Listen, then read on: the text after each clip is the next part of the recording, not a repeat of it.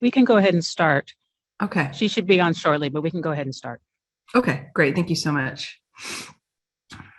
All right. I hope everyone had a great lunch or productive lunch, whichever one you ended up doing with your lunch. We're now going to move on to item 2C. 2C is the modifications to proposed amendments to Title V of the California Code of Regulations pertaining to pupil personnel services credentials and program standards. This item is being presented by Karen Sacramento, Roxanne Perdue, and Catherine Taylor. This is an action item. Ms. Taylor, will you please begin? Good afternoon, commissioners. In April of this year, the commission approved regulations related to pupil personnel services credentials, including adopting the PPS standards into regulation. The rulemaking packet was submitted to the Office of Administrative Law for review in late September, and the OAL's reviewing attorney provided staff with recommendations for improved clarity and consistency. The proposed changes are primarily to punctuation and grammar to help mitigate the potential for multiple interpretations of the language. In addition to OAL's recommendations, the original standards development work group, which has also recently recommended minor changes for improved clarity, which became apparent as the program started transitioning to these new PPS standards. Both sets of recommendations have been included in these proposed amendments. Finally, this week, the reviewing attorney at OAL was generous enough to review the final proposed revised regulations prior to this meeting and made 2 more recommendations to staff this past Tuesday morning. In addition to the edits proposed in this item, we'd like the commission to consider the 2 additional minor edits recommended by OAL, which apply to the school psychology performance expectations number 3 and 10. Both edits concerning the use and placement of the word "and." The first one is in Performance Expectation 3, which is located on page 9 of the PPS standards, which is the second set of standards in the appendix of this item. Under the section that says, candidates have the knowledge, skills, and abilities to, item number 2 in that list has the incorrect and proposed for deletion shown in bold and double strike through. The edit should be to retain the and between trauma and stress, and to delete the and before the words language acquisition. The sentence would then read, interpret academic and cognitive data within the context of biological, cultural, and social influences, including complex trauma and stress, language acquisition, and language retention. The second edit is in the school psychology performance expectation number 10, which appears on page 12 of the PPS standards, again in the second set of standards in your appendix. The word "and" is needed in the last sentence before the word "demonstrate." The sentence would read, candidates have knowledge of the history and foundations of school psychology, multiple service models and methods, ethical, legal, and professional standards, and other factors related to professional identity and effective practices as school psychologists, and demonstrate professional disposition, responsibility, adaptability, initiative, and self-care.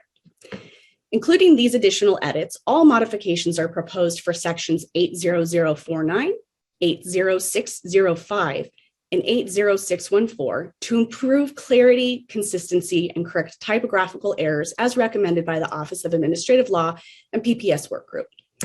The proposed changes do not impact the nature or the content of the standards, rather they improve clarity and consistency. The agenda item provides a general description of the changes by section number, as well as a full appendix with all of the proposed amendments shown in bold and double underline for additions, and bold and double strike through for deletions. If these amendments are adopted, next steps will be to post a 15-day public notice of the amendments and then submit a final packet to OAL for review. The Commission's PPS consultants, Karen Sacramento and Roxanne Perdue, are here as well, and we're happy to answer any questions you may have.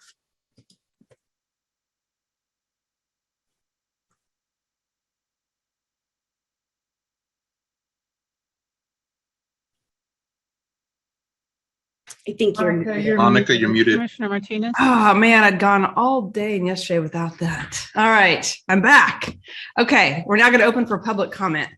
If there are members of the public that would like to give a presentation, please notify the meeting moderator by clicking on the raise hand icon if participating through Zoom, or pressing *9 if participating by phone. Recording Secretary, are there any public comments?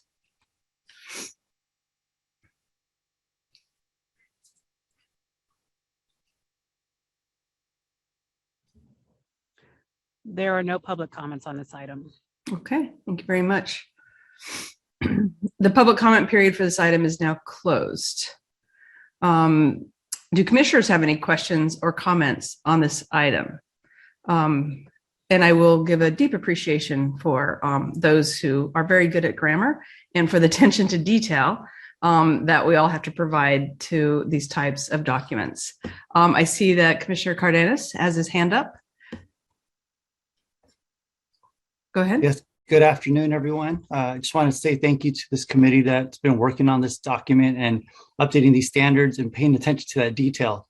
After going through it, and some of our colleagues have been going, there's been a lot of questions that have been coming up, as you have probably been receiving. So the field definitely has questions, has been asking me, and I know they've been asking the CTC staff. So I definitely appreciate the CTC staff for their prompt responses and getting back to those constituents. And because these educational partners are vital to making sure that this is going across the board in California and being adopted.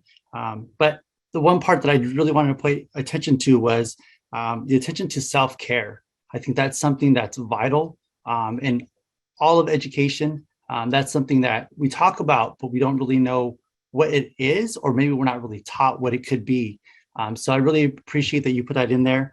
But again, this has a lot of clarity and consistency, really working with the national model, with the national associations. And again, I just want to say thank you to Ms. Sacramento for your prompt response and working with the California Association of School Counselors. Thank you so much, Commissioner Cardenas, for that information too. Other questions or comments by the commissioner? Okay. Oh, Chair Sloan, did I see your hand? Yeah, I did have a question.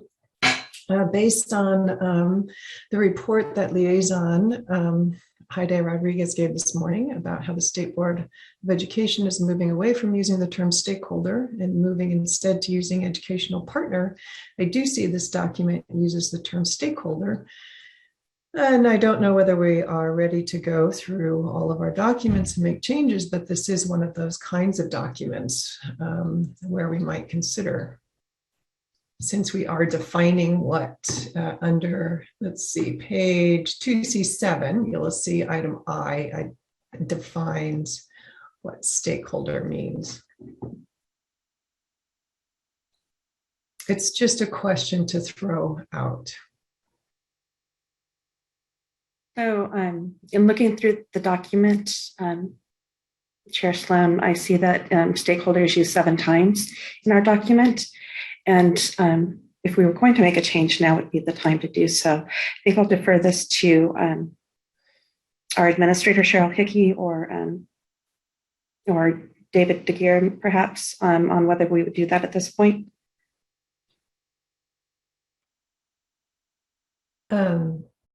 I think. Yep, that would just need to be part of the motion, including amending the regulations to replace the word stakeholder with educational. I'm sorry, I don't remember. Educational partner. Educational partner. I think Marquita may have something to say on this. Yes, go for it. Thank you, Tina. I had a question. When Haiti reported on that this morning, I wanted to know more. And so I'm wondering, before we change this document, another document, if we could have a conversation about the rationale behind the change in wording. I think I know why, but I sure would like to be informed by someone who really has more expertise in this area. I would too, and that's why I just threw it out there, since this was the kind of document that relies on language. And I just wanted to highlight this piece for a minute. It looks like Ms. Taylor has a response, and then Commissioner Simmons. We have this section particularly is a broad section for accreditation definitions for all of the regulations surrounding standards. And so this is something we can easily update in the future, perhaps even when we put the bilingual authorization standards into regulation. So if the commission didn't want to do that at that time, it would not be a difficult change to make in the future. That's very helpful, Ms. Taylor. Thank you. Thank you. Commissioner Simmons? Well, I was just going to ask if either Terry or Adi know whether that the OAL has allowed, or has there been any problem with the term educational partner? Because I would like to move in that direction. Again, I'm assuming I understand the reasons why, but I would like to know whether that's caused any problem for the department. Not that I'm aware of. And just, for the historical context that I'm familiar with, this item came when the state board was looking at participation across levels. Some Native American communities approached CD staff and said that stakeholders was a term that was off-putting for participation in meetings and things of that nature, just the historical and emotional meaning of that word. So it was brought to the board at the September meeting. It was discussed, and it was opened for partnership comments and a name that all of the groups could agree with. And so at the last meeting, when we were looking through the LCAP item, one of the items on that particular, or one of the points in that particular item was changing the name to community partners. And so, as far as I know, there wasn't, as a matter of fact, in the public comment, I don't remember anybody saying, no, I really like stakeholders. So that's all I know. I hope that helped. Commissioner De La Torre? Thank you, Madam Chair. So I just want to add that in my district, language matters. And in my district, we've had some issues with other terminologies that have their origins in colonialism or slavery language. So for example, we no longer use master teacher in our district. We use guiding teacher. And stakeholder is another one of those terms that can be offensive. And so we opt for more inclusivity whenever possible. Thank you for sharing that. Commissioner Cooney? Thank you, Madam Chair. Just like to observe that this is an important issue. And one of the concerns I have is that it really isn't noticed to the public in terms of our meeting. And I'm not sure it has to be, but I'm wondering how much trouble it would be to defer this decision, make the draft changes, and have a full public discussion before we adopt it. I think that would be consistent with the public notice requirements and might also benefit the commission in terms of having more background. Would CTC, okay, Ms. Taylor? Thank you.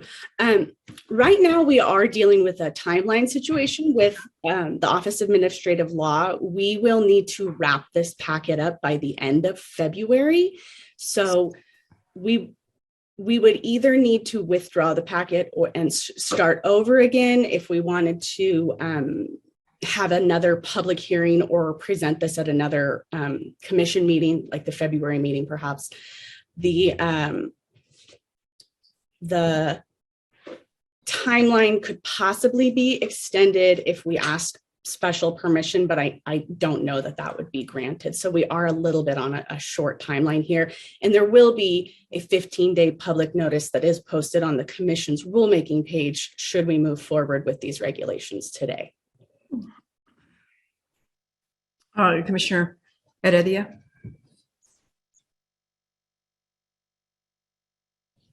You're on mute. Is it the practice of CTC to adopt something pending approval or pending notification or pending whatever that may be? Yeah, the process here was we did have these, you guys adopted these and we turned them into the Office of Administrative Law. And once we post our first 45-day notice is when our 1-year clock starts. And we did have some extra time because of COVID, but our 1-year clock will run out. And so the Office of Administrative Law does require that the commission adopt these and any subsequent changes that we make. And then we turn in a final packet to the Office of Administrative Law after we've noticed the public that you have adopted these changes. Okay.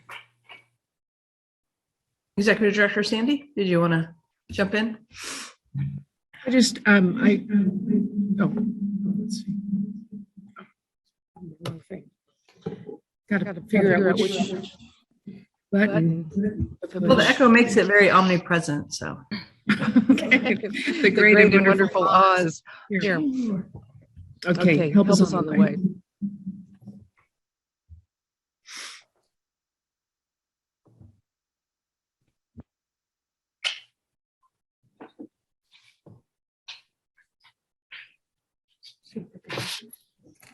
Can you hear me now? Still echoing.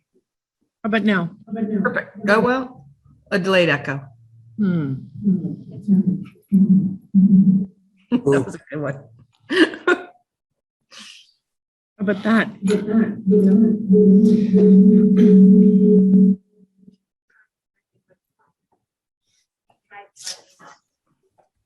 All else fails, give her a different microphone, right? So if I go off your screen, can you hear me now?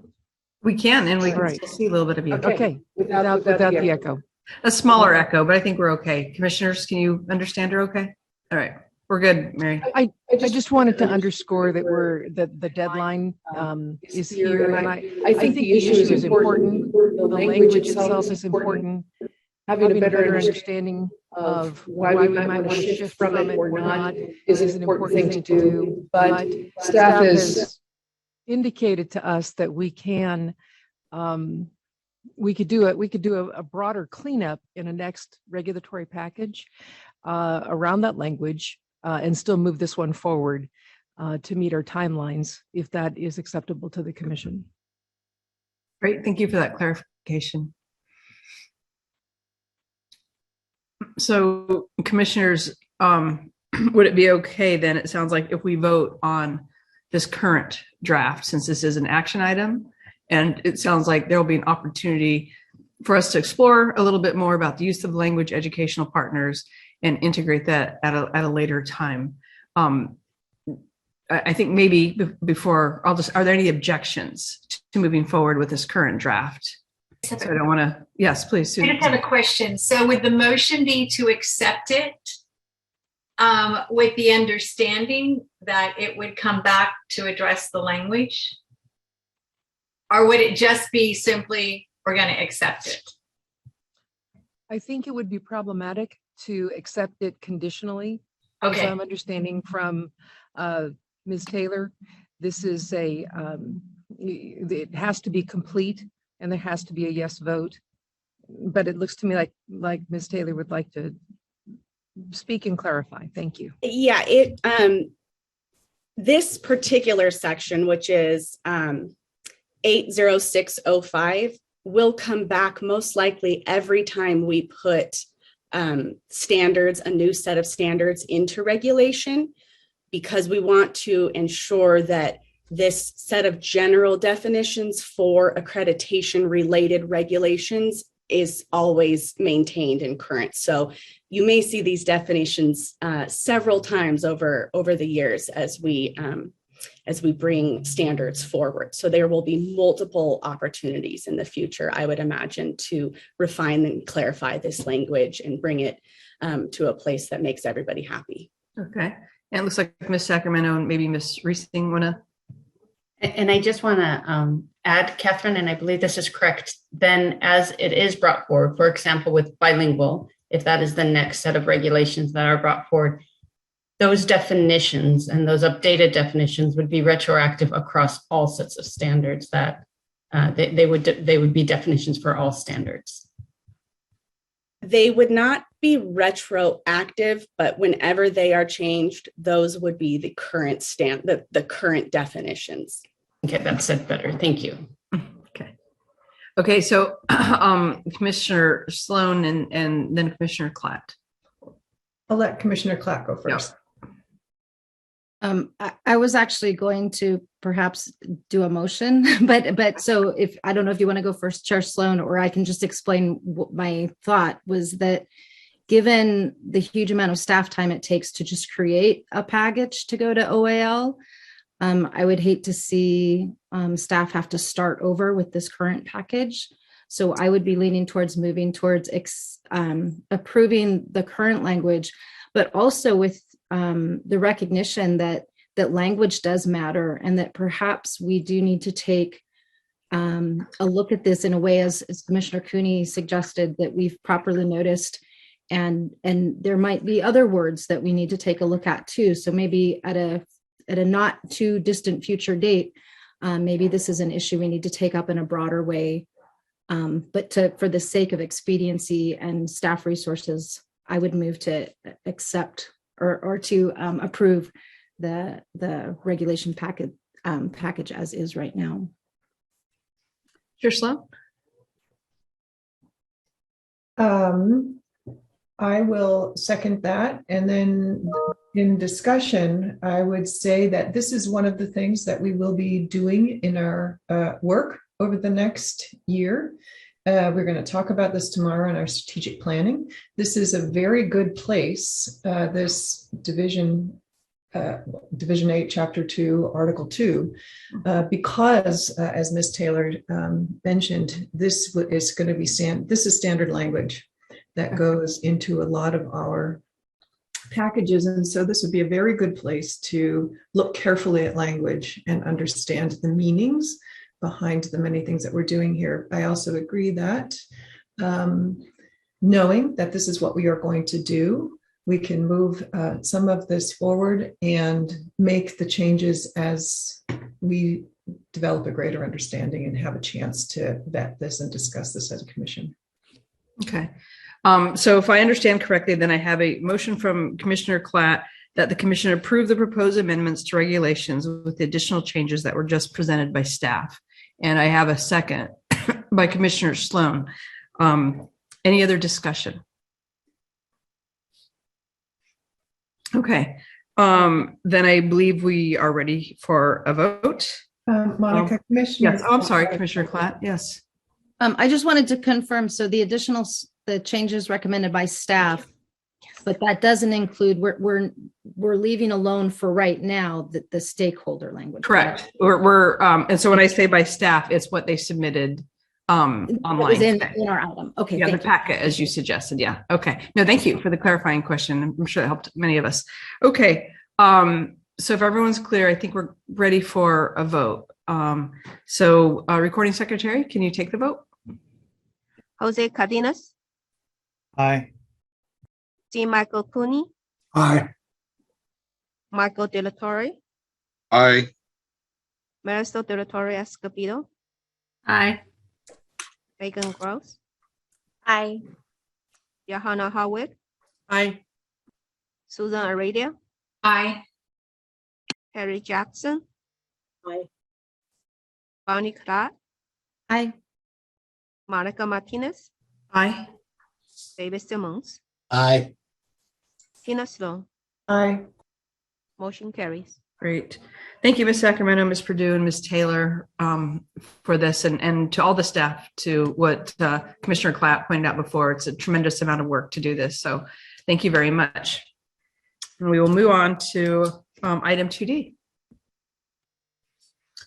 Okay, so 2D, it's the update on the California Classified School Employee Teacher Credentialing Program. This item is being presented by Iyori Osomwanyi. This is an information action item. Will you begin, please? Oh, you're on mute. There you Thank you. Okay. Again, good afternoon, commissioners. Good to see you again. Yes. This agenda item presents the 2021 annual report to the legislature on the California Classified School Employee Teacher Credentialing Program. Item 2D is an action item. Once approved, the report will be transmitted to the legislature by January 1st. The classified program provides grants to TK-12 local education agencies to recruit non-certificated school employees to become certificated classroom teachers. In 2016 and 2017, the legislature approved a combined total of $45 million for 2 separate rounds of funding of the classified program. Round 1 grant funding period ended on June 30th, 2021, and round 2 grantee LEAs are in their final year of the program. At the June 2021 commission meeting, staff provided an evaluation report to determine the success of the classified program as required by statute. In July 2021, the state appropriated an additional one-time $125 million to expand the classified program for another 5 years. Staff is working on the request for application, and the estimated release date is early January 2022. Moving on to the 2021 Classified Program Annual Report in Attachment A. The report is divided into 2 sections. Each section provides information and data collected from rounds 1 and 2 that were due to the Commission on July 12, 2021. Round 1 grantees are shown in Table 1. As previously mentioned, the grant funding for round 1 ended on July 30th of this year, and the data received from their 5th and final year indicated that 68% of round 1 slots were filled. Table 2 shows the academic standing of all round 1 participants over the past 5 years of the program. The data reports show that 146 additional program participants have earned a California teaching credential and are employed as teachers by their respective LEAs. Since July 2017, a total of 680 California credentials have been earned by round 1 participants. Table 3 indicates the numbers and areas of credentials earned over the past 5 years for round 1 participants. Grantees were asked to explain the degree to which the program is meeting their teacher shortage needs. The bottom of page 7 through page 8 provides some direct narrative reported by the grantees regarding the use of grant funds to meet their local needs and to support California classified employees. Additionally, grantees noted effective collaboration and partnership between grantee LEAs and IHEs. Program leaders reported on factors that hindered full implementation. These factors included difficulty with recruitment, COVID-19 impact, and participants' personal life challenges. Program grantee LEAs collected self-reported demographic data of round program participants. 48% of the classified employees who provided data self-identified as Hispanic or Latinx, as shown in Table 4A. 30% identified as white, 6% identified as Asian, and 4% identified as Black or African American. The total of all other races, including multiracial, equaled 7%. As shown in Table 4B, 13 participants did not report their race and ethnicity. Moving on to Section 2 on page 11. This contains updates on round 2 classified program year 4. Round 2 grantee LEAs are shown in Table 5. Data received from the 2020-21 school year indicated that 82% of Round 2 program slots were filled. Table 6 shows the academic standing of all Round 2 program participants over the past 4 years of the program. The data we received on July 12th of 2021 showed that 164 additional program participants have earned a California teaching credential and are employed as teachers by their respective LEAs. Since July 2018, a total of 663 California credentials have been earned by Round 2 participants. Table 7 indicates the numbers and areas of credential earned by Round 2 participants over the past 4 years. Grantees were also asked to explain the degree to which the program is meeting their teacher shortage needs. Pages 14 and 15 of the report provide some direct narrative by grantees in Round 2 regarding the use of grant funds to meet their local needs and to support classified employees. Additionally, grantees noted effective collaboration and partnership between grantee LEAs and IHEs. Similar to Round 1, Round 2 program leaders also reported on factors that hindered full implementation. Of the self-reported demographic data of program participants, 44% self-identified as Hispanic or Latinx, as shown in Table 8A. 28% identified as white, 5% identified as Asian, and Black or African American, respectively. The total of all other races, including multiracial, equaled 6%. 9% of the participants did not report on their race/ethnicity. To sum up this report, data from the past 5 years show that participants from both rounds have earned a total of 1,343 credentials, as shown in Table 9. The Education Specialist credential is the most earned credential area with a total of 619. Subsequently, the Multiple Subject credential is the second most earned credential area with a total of 423. Program funding has supported 976 former classified employees to now serve the student of California as teachers. The grantee LEAs will continue to support the preparation of more individuals into the teaching profession. For next steps, Commission staff will continue to monitor Round 2 grantees LEA and collect data for the next annual report. Additionally, the Commission will publish RFA for new rounds of ground classified grant funding that was appropriated in the 2021-22 state budget. Staff recommends that the Commission approve the 2021 annual report on the classified program for transmittal to the legislature. This concludes the report. I am happy to answer any questions you may have. Thank you. Thank you so much for that report and for helping us see the trends, identifying the challenges.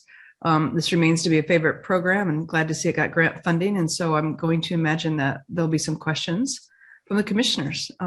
Questions, commissioners, about any of the data or aspects of the report for clarification, comments? Oh, I'm forgetting my public comment section. So sorry, see? All right, back it up. Say, I was getting ready to move on. I'm going to now open it up for public comments. Recording secretary, are there any public comments? Yes, we do. Shilpa Ram, please unmute your microphone and share your comment. Thank you. I'm Shilpa Ram, Senior Staff Attorney at Public Advocates. Thank you for your presentation and for all the work the CTC has done to date in support of this program. We understand that the CTC has posted multiple positions to support outreach effort and the administration of several grant programs, and we offer our kudos to you for your advocacy. My comment is in response to page 6 of the item, which notes that only 6 of the 25 grantees were able to fill all of their participant slots. The reasons provided included LEA recruitment difficulties related to the pandemic and many candidates' decision to drop out of the program due to personal reasons. Although the round 2 numbers improved, the data prompted a few questions. First, is there any additional guidance or support that the CTC could provide to support current LEA program hosts with their outreach and recruitment efforts? Second, are there any lessons to be learned from LEAs like Visalia, Davis, Riverside, and Orange County, which filled all or most of their slots? Are there resources they shared or measures they took to create particularly supportive environments for their candidates?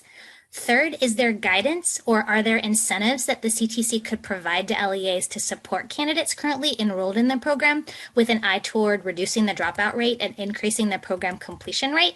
And finally, what steps could the CTC take to recruit additional LEA program hosts, particularly in regions of the state with less representation? We noticed that there are very few LEAs represented in the most rural parts of California, including between Visalia and Bakersfield and in the northernmost regions of the state. We're so excited about this program and believe that it could have a transformative effect in expanding and diversifying the educator workforce at a time when more diverse and well-prepared educators are sorely needed. Our Equity Coalition would be happy to review the 2021-22 application with your team prior to its release and offer whatever thought partnership might be helpful. Thank you again for your efforts to make this program a success and for the opportunity to comment today. Thank you so much, Ms. Ram. And again, my apologies for glossing over at first and moving to commissioner discussion. So thank you for hanging with us. I don't know if we'll want to take other public comments or if we want to address the questions that was raised by Ms. Ram. Can CTC staff maybe give me some guidance if we want to just take the next question or address any of the questions? We'll go ahead with the next comment. Okay. All right. Thank you. So recording secretary, next public comment. Janet Davis, please unmute your microphone and share your comment. This is Janet Davis. I'm representing the California Federation of Teachers. And I do know this is an excellent program. As you said, it was a popular program. And I know people who went through this and are teachers now, and they stay. They know the community. They're from the community. It's fabulous. There was one comment about having trouble. I know the people that I do know who became teachers, it took them forever. And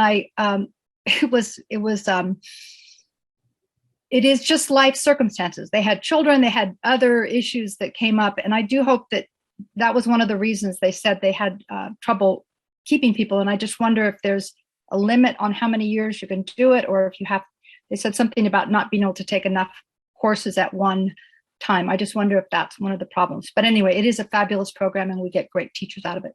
Thank you. Thank you for your comment about length of time to complete. Recording secretary, are there other comments?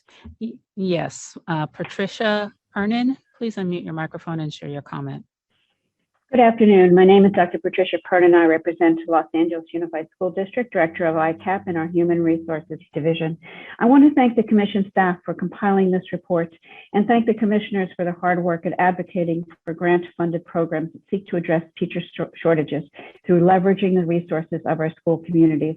Los Angeles Unified, a recipient of the California Classified School Employee Teacher Credentialing Program grant, is supporting 40 classified employees who are seeking to become teachers in our district. To date, we have hired 16 of these individuals as teachers of record. Our program is entitled Boost, Building Our Own Staff as Teachers, is part of our larger Grow Your Own strategy. The flexibilities that grant offers us as an LEA has provided the opportunity to support a wider array of classified employees than we previously supported in our career ladder programs, which limits participation to only classroom assistant job classifications.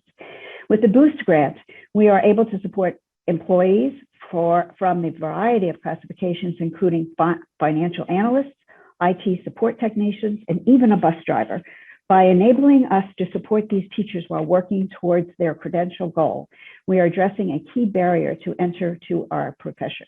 Our members are able to earn a living as a teacher, maintain health benefits for their families, and continue to receive support towards achieving their credential goal. This program is crucial to our efforts to maintain and increase the diversity of our workforce and to support our goal of ensuring that teachers who reflect the diversity of their school communities teach our students. We are proud to report that 95% of our participants identify as persons of color. This program provides us with additional means to invest in our greatest asset, our people.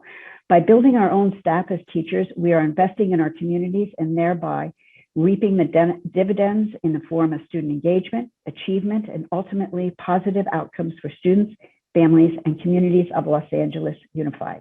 Thank you for your time today, and I encourage you to continue to advocate for the investments like these as we seek to recruit, train, and retain the very best teachers for our students, families, and communities. Thank you.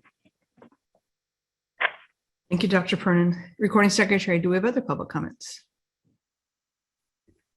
We have no additional requests for public comment. Okay. Let's take a little time to transition over to make sure we don't miss out on anybody. Okay, the public comment period for this item is now closed.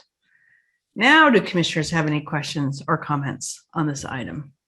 And or does the CTC staff want to address any of the questions through the public comments?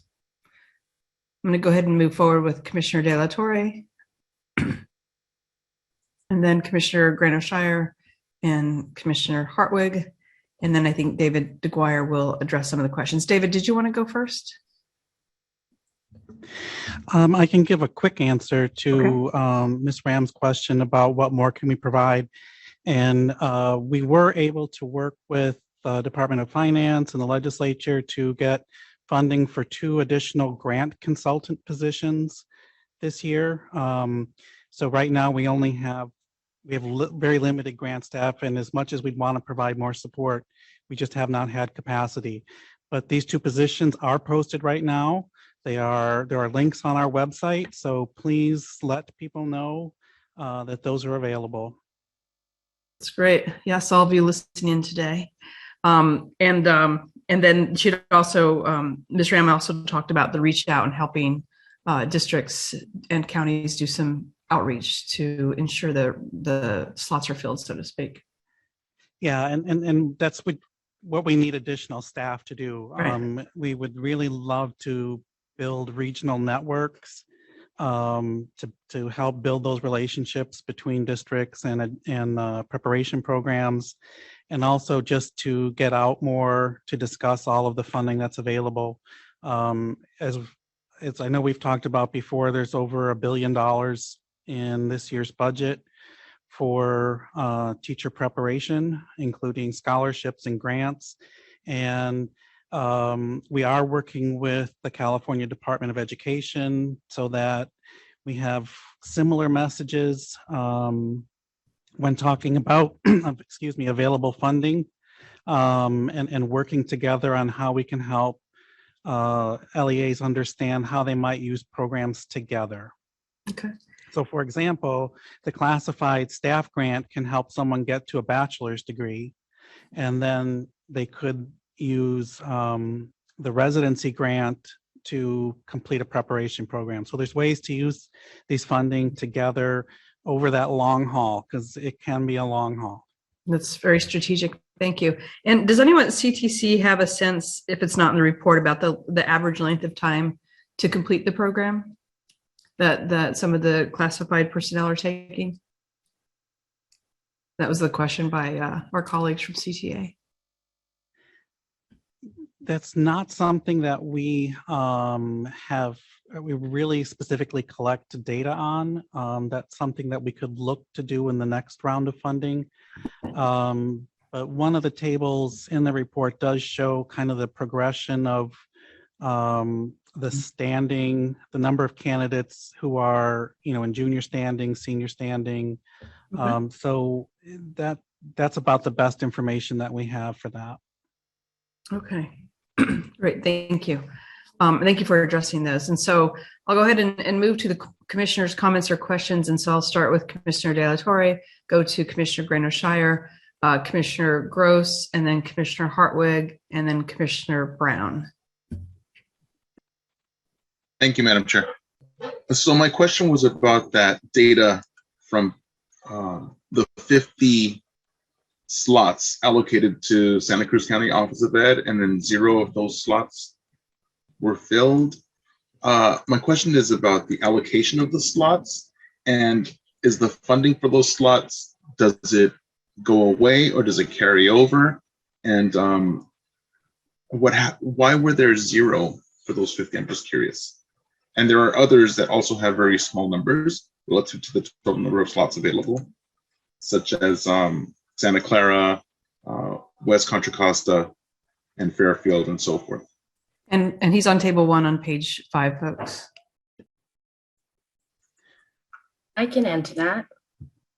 So for the numbers, for the grantees with the 0 slots, those are grantees that did not turn in the report that were due July of this summer. So we've done, outreach to get those reports before this report was due, and we were not able to get the data to complete the table. As far as the West Contra Costa LEA, the one you mentioned, again, they were not able to fill the slots. That's why it has 9 showing currently. And this is the final year of the program. So right now for next year, we're just going to have round 2.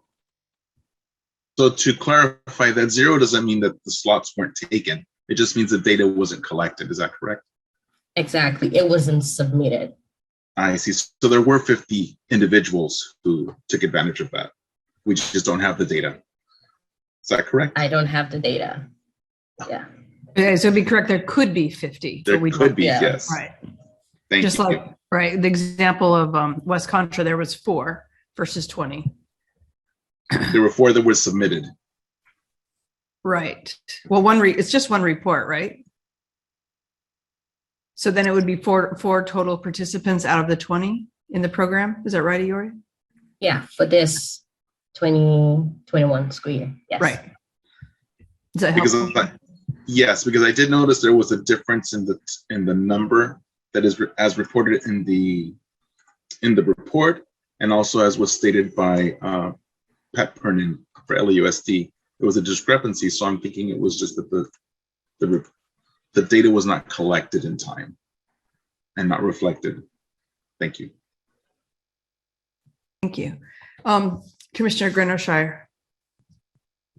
Thank you, Commissioner Martinez. I had a couple of comments and a couple of questions. I want to first thank the staff for a very comprehensive report.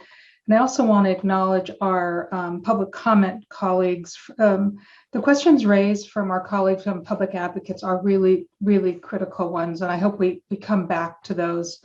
And then I really appreciated the success stories from our colleague at LA Unified. So thank you for sharing those.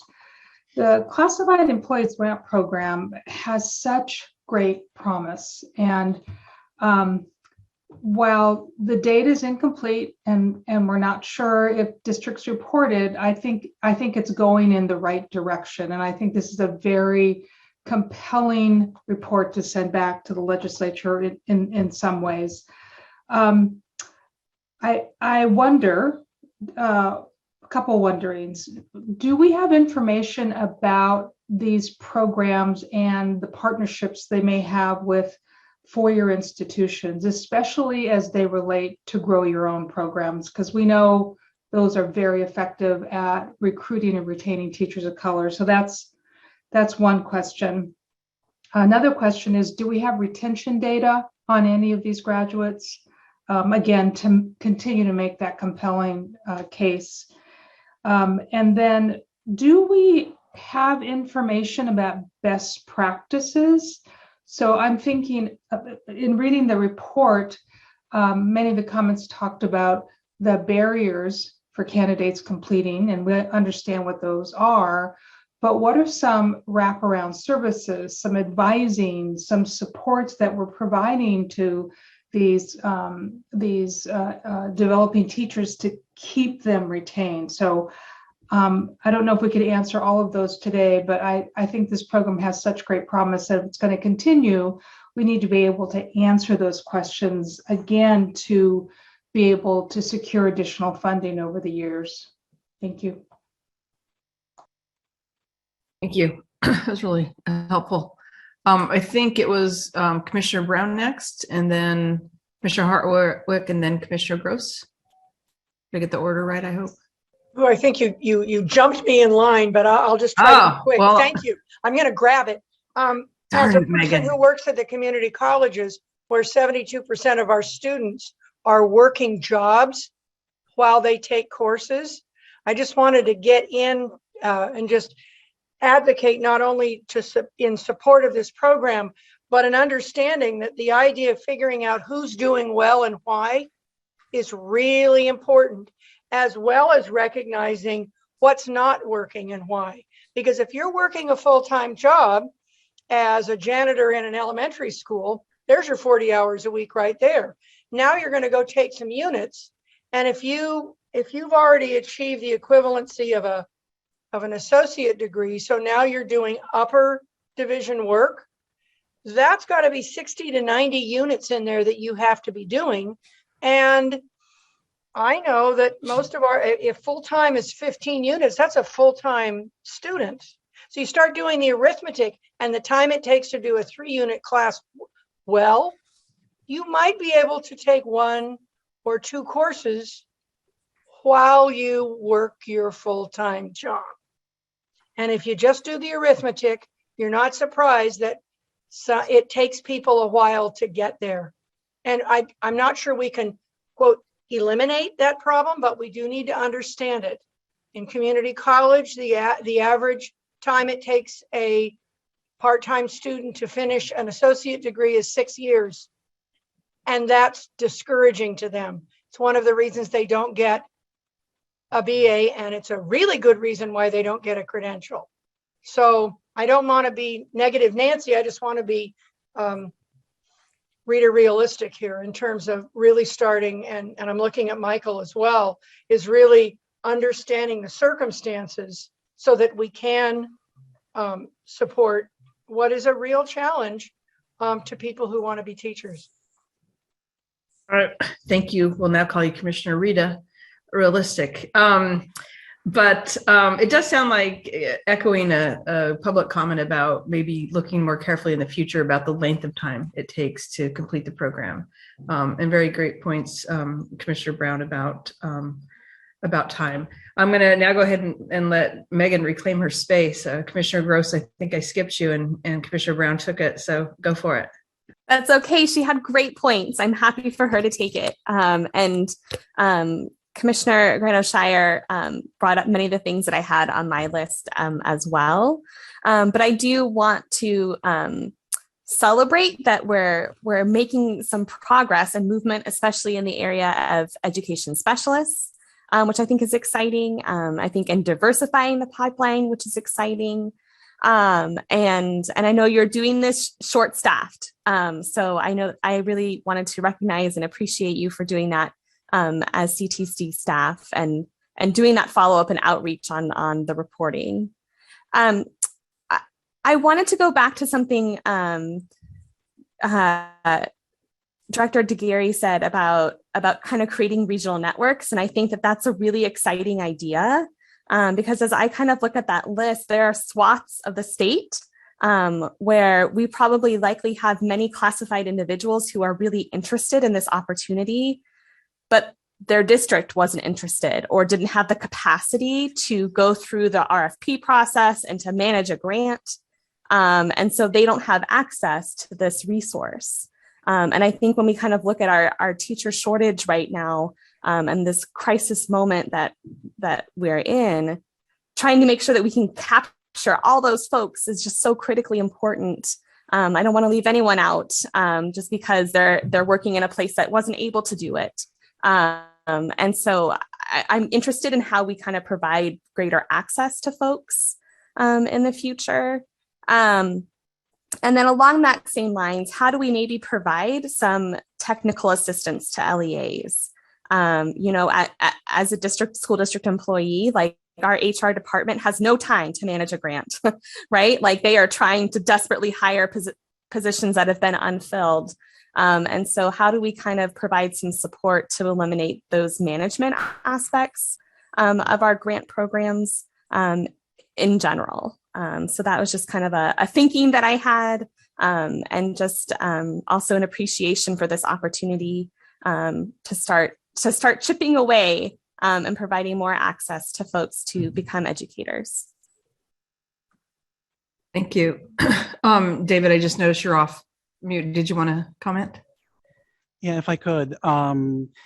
This is the equity issue that Commissioner Gross was talking about regarding, especially smaller and rural districts just not having the resources to apply for some of these grants, is something that we have talked with our colleagues at both the State Board and CDE. And we've also talked with some of our philanthropic partners, and they're very interested in looking at if they could possibly fund some kind of technical assistance or grant writers who could work with districts who otherwise don't have resources. But that is something we certainly have recognized, and we're looking at what we can do. Great, thank you for responding. All right, so I'm going to go ahead and move on to our very patient Commissioner Hartwig. Ms. Mendoza, did you want to say something? Oh, okay. All right, I'm going to move on to Commissioner Hartwig and then on to Commissioner Simmons. Thank you, Commissioner Martinez. Well, I want to just follow on Commissioner Gross's celebration of how exciting the news is coming out of this report, and also offer thanks for all the work that goes into this. As Commissioner Gross noted, one of the goals of this program is to help diversify the pipeline and to help try to align more representation of teachers within classrooms to the students in those classrooms. So I had a question about data that we have available about race and ethnicity related to our participating districts. I appreciate seeing the overall statewide race and ethnicity data. And I'm thinking that it would be extremely useful to be able to have comparison data according to the participating districts in terms of what either the kids who are enrolled in that district, what their racial and ethnic composition looks like vis-a-vis the participants in the program, or perhaps it could be the residents of the community and the school district vis-a-vis the participants in the program, to be able to have a more nuanced sense of how well this program is helping diversify the teaching corps within particular districts. Is that information that is collected or could be presented as an appendix or something that could give us a little bit more closer view of that issue? Go ahead, David. Unless you don't want to, but you're off mute, so I just take that as a hint. I didn't know if Kara was going to jump in, but the CDE would definitely have that data, I believe, by both student population and race and ethnicity for teachers. So we could work with them to get that data and include it in an appendix in the future, if that would be helpful. I don't want to create, you have a lot of work to do. I don't want to create a ton of extra work, but I do think it would be, at least I would find that quite useful to be able to maybe even just choosing a few representative districts in order for us to take a look more closely at that. I think I would be interested in that kind of a closer look to see how we're moving the needle within districts. And a related, just one little concern related to that is that I noticed that in round one of the self-reporting about race and ethnicity, only about 2% of the participants did not report. But in round two, it was almost 10% who did not report. And of course, for us to be able to measure how we're doing in terms of diversifying the pipeline, we want to encourage, although of course not force individuals to report, to self-report. So I just wondered if there was any insight about why there was that big jump, and anything we can think about in terms of round three to make sure that we continue to encourage people to share that information. Thank you. And Ms. Mendoza, did you want to add anything? When we're done, I'd like to say a couple words. Okay. All right. We'll give you the final Encouraging, I hope. Okay. All right. So Commissioner Simmons, and then Commissioner Heredia, and then Commissioner De La Torre. Well, this is one of my favorite programs. In fact, the first time I was ever at a commission function was, I think, 1992, when Mary Sandy was the person who was running this program for the commission staff. So this is or at least a paraeducator precursor to this program. And things might have been more freewheeling back then. But if I remember correctly, there were times when commission staff would come to me and say, we have these extra slots that somebody else isn't using. Could you find somebody? With the current grant process, does the commission have the ability to do that? And sort of, so that if you have people, but you don't have slots, they can be reallocated. And I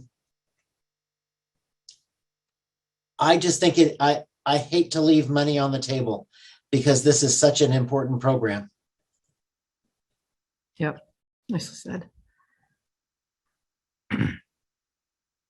Okay. I'm going to move to the next commissioner. Commissioner Heredia.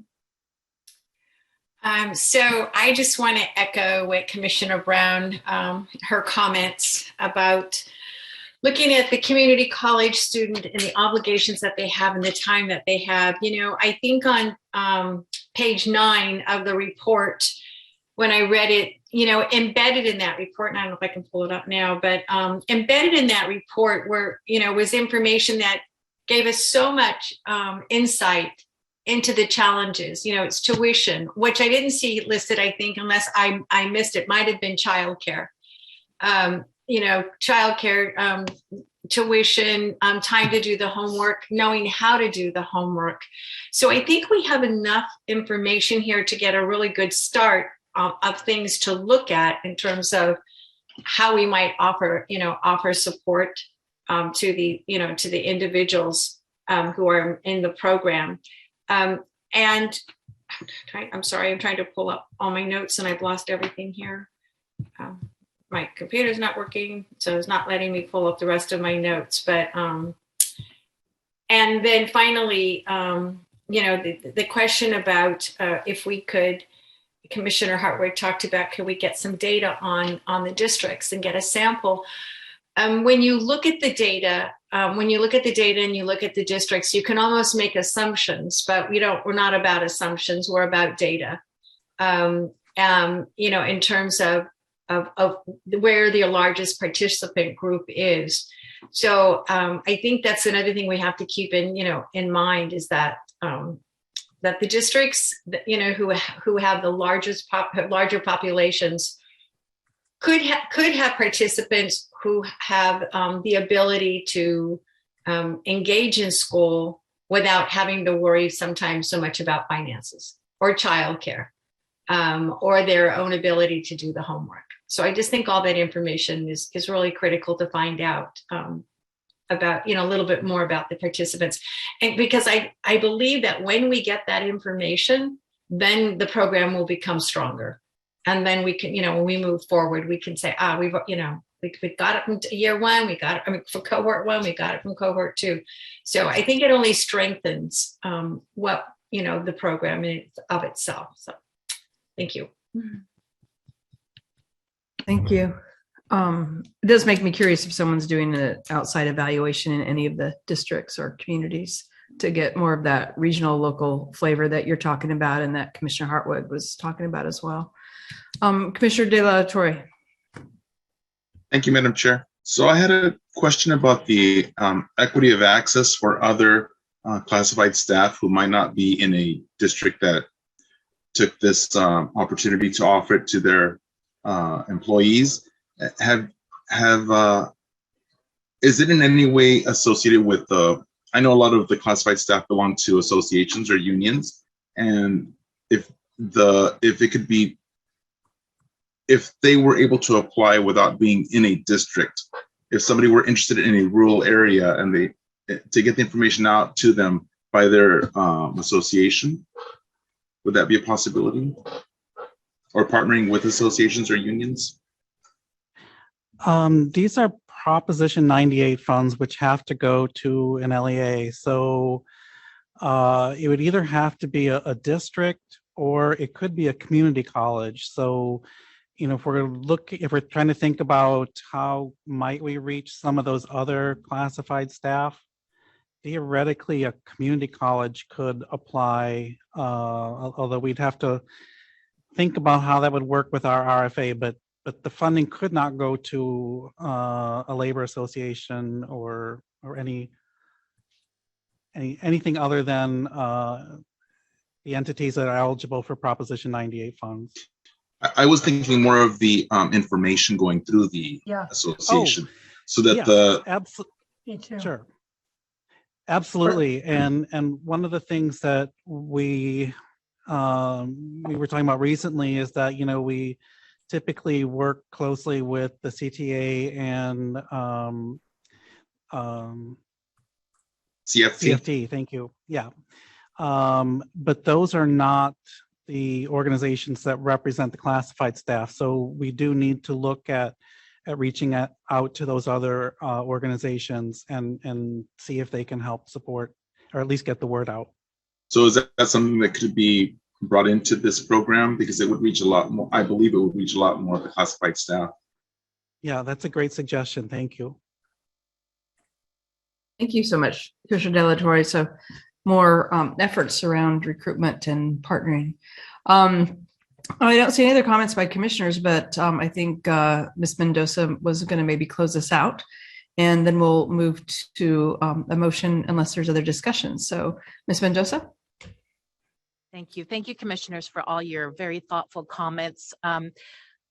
We are very excited about the next steps with the classified grant program.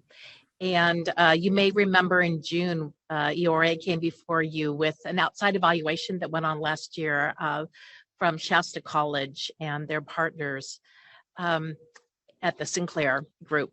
And many of the things that Commissioner Grandershire, I should say, brought up are things that they brought up as well. And as we're crafting the new RFA, we're really paying particular attention to that, including the fact that, because, you know, we learn as we're working with grants, teacher residency, we gather data by name, by need.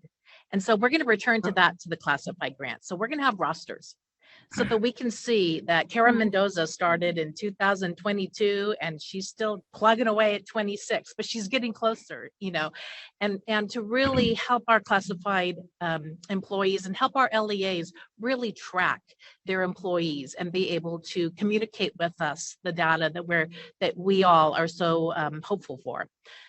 It will then help with understanding the retention. It will help then also talking about getting information about best practices. These are some of the things that came up in that evaluation that the LEAs were hoping for, and of course, technical assistance. So we're so excited that we may have 2 more members on our grants team, because right now it's EORA at 0.25 and Christina at maybe 50%. So again, we're very excited about the possibilities coming up next. Relative to recruitment, you know, we hear all the time, relationships matter. And so we want to talk to our LEAs about having that personal touch. You know, you can have a flyer that's stuck on the faculty room at your site, but that outreach, personal one-to-one, how do you do that? It's important. And then lastly, just pandemic grace upon all of us. These last 2 years have been so difficult, and I think the numbers are reflected in our classified grant. data.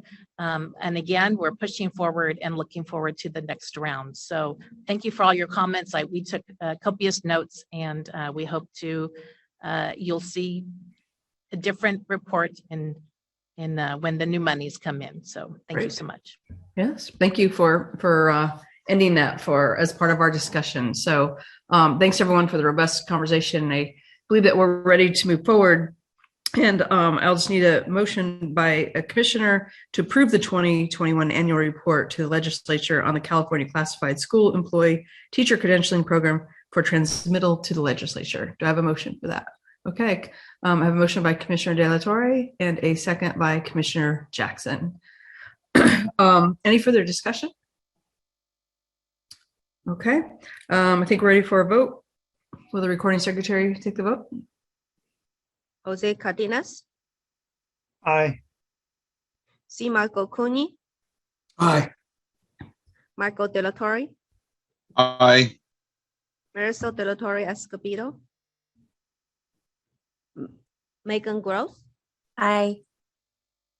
Johanna Howick, Aye. Susan Aradia, Aye. Sherry Jackson, Aye. Bonnie Clark, Aye. Monica Martinez, Aye. David Simmons, Aye. Tina Sloan, Aye. Marisol De La Torre Escobedo, I just rejoined. I abstain. motion carries. Great. Thank you so much. Again, thank you to the CTC staff for this, and we're all very excited about the potential of the program and the continued documentation. All right, we're going to move on to item 2E, and then most likely after 2E, we'll potentially take a break before we do 2F, which has multiple public comments. For 2E, we have some comments, and we'll move forward. So we're now going to take on item 2E, which is the consideration of the need to extend specific flexibilities due to the COVID-19 pandemic. This item is being presented by Cheryl Hickey and Cara Mendoza. This is an action item. Ms. Hickey, will you please begin? Yes, thank you. Good afternoon again, commissioners. Agenda item 2E presents the latest in a series of agenda items that address the challenges that have resulted from the COVID-19 pandemic and its impact on educator preparation programs and being able to deliver their programs as they were designed, and on their candidates in their ability to complete program and state requirements. As you've said, I'm joined by my colleague Administrator of Examinations, Cara Mendoza, and we also have available for questions Heather Klesch from Evaluation Systems Group of Pearson. We've been bringing the COVID flexibility agenda items to you since April of 2020 and have continued throughout the pandemic to work really closely with the field using a multi-pronged approach. At every meeting, office hour, work with the field staff is continually asking them what's happening in their programs, with their schools, with candidate placements, with being able to complete the TPA and APA, with completing licensure examinations and so on. As you are all well aware, the environment in which we are working has been in a state of constant flux for 21 months. Today's condition is not the same as it was in 2020 or even over the past few months. Things change so quickly that the agenda item doesn't even mention the Omicron variant that has been identified in recent weeks. We continue to be committed to listening to the field and to try to address these challenges and to do what we can to not exacerbate the shortage of professionals who will be needed by our schools in the coming year, and yet to make sure our state standards remain such that only those who are well prepared for the credential are being licensed. This is a precarious balance beam we've all tried to navigate. So the issue before you today is whether the current conditions warrant an additional extension of certain flexibilities through June 30th of 2022. And specifically, these are the completion of RECA for the preliminary multiple and ed specialist credentials, that is allowing candidates to defer this requirement to the clear. 2, deferring the requirement for the CBEST for admission for candidates. And 3, deferring the requirement for CSET for interns to be admitted and enrolled in programs. Additionally, we are asking for clarification on previous actions taken to suspend the precondition that require demonstration of subject matter prior to daily whole class instruction and which candidates that would apply to going forward. When the governor signed AB 130 in July, it contained flexibilities that suspended the requirements specific to RECA, CBEST, and CSET through December 31st of 2021. So that's just in a couple of weeks, and provided the commission with the authority to further extend these through June 30th of 2022. But the language of the law was specific and tied to the commission's decision around a potential extension to testing center closures or testing capacity issues. In this item, we provided the information that we were able to glean from Evaluation Systems Group of Pearson about where we are with testing center closures. As the agenda item says, 102 of the 130 testing centers are open. In addition, there seems to have been quite a significant decline in complaints received by both the commission from candidates about not being able to register and take a license exam. And many program personnel we spoke to are reporting the same, that their candidates have been able to register and take required exams. That is not to say that there aren't lingering issues. The data from Pearson did identify that at least 2 areas of the state are still experiencing some closures. Those areas most impacted right now are Fresno and Oakland. And we followed up with Fresno State University personnel on this to provide a fuller picture of what their candidates are experiencing. And some of that information is provided in the agenda item. Part of this decline in complaints, we believe, not only has to do with testing centers opening up again, but also some of the new opportunities that exist. And to cover that, I'm going to turn it over to Karen Mendoza. Good afternoon again, commissioners, and thank you, Cheryl. As Cheryl mentioned, 102 of the 130 testing centers, either run by Evaluation Systems or Evaluation Systems with their partnership, are fully open. The 28 testing sites that are not open span 12 regions of the state and are not yet open, mostly due to COVID. Evaluation Systems did an analysis of their test center availability, looking for 4-hour appointment slots. The reason they look for these 4-hour appointment slots is because many examinations have multiple subtests that can be scheduled in a single session of 4 hours in length. Those in particular, CBEST and RECA, which are high volume examinations, and other CSET single subtests have shorter appointment times. So the analysis determined that all but 2 regions have multiple time slots between now and February. Those that do not are, as Cheryl said, Oakland and Fresno areas. And Oakland in particular did have 3 of its 4 centers closed due to COVID restrictions. Though not all testing centers are open, I can report that the addition of online proctoring for CBEST, RECA, and for some of the CSET examinations has provided alternative testing environment for interested examinees. Online proctoring has been offered for 24 hours a day for 1 week, 1 month, once a month, for half this calendar year. CBEST and CSET online proctoring began in July and has had a total of 5-week-long administrations. And online proctoring for RECA began in August for a total of 4-week-long administrations. Again, people are taking RECA, CBEST, and CSETs at 1 o'clock in the morning, if you can imagine. I'm too old for that, but that's okay. Between July 1 and December 2nd, 11,753 CBEST examinations have been administered via online proctoring. For comparison, in the same date range, 20,262 computer-based CBEST have been administered. So about a third of the participants or the examinees are taking the CBEST via the online proctoring. At this time, no paper-based CBEST have been administered due to the unavailability of the large venue testing sites due to COVID. The numbers of CSET examinations, however, administered via online are considerably smaller than the number of CSETs administered in testing centers.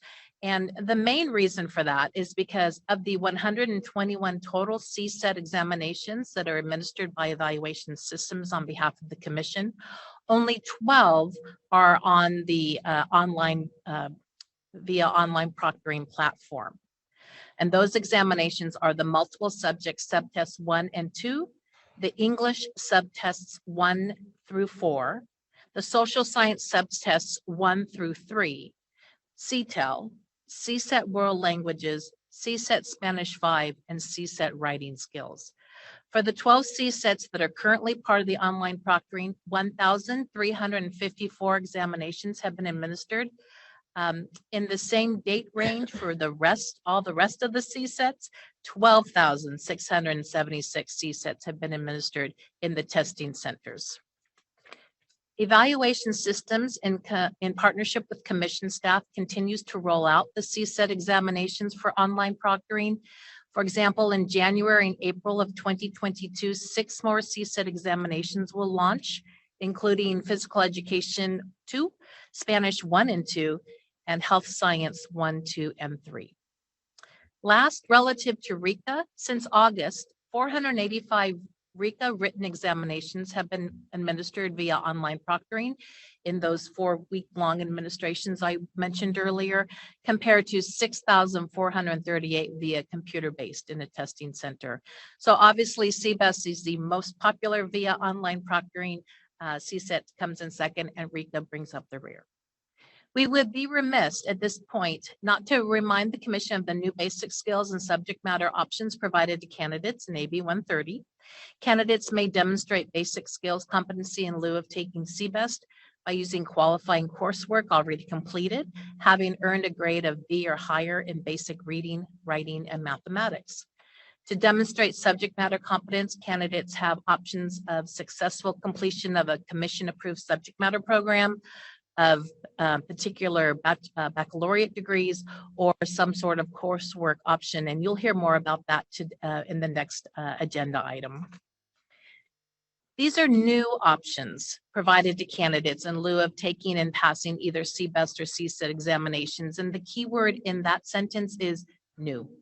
Educator preparation programs have indicated to commission staff that they're moving as quickly as they can to provide candidates with these options.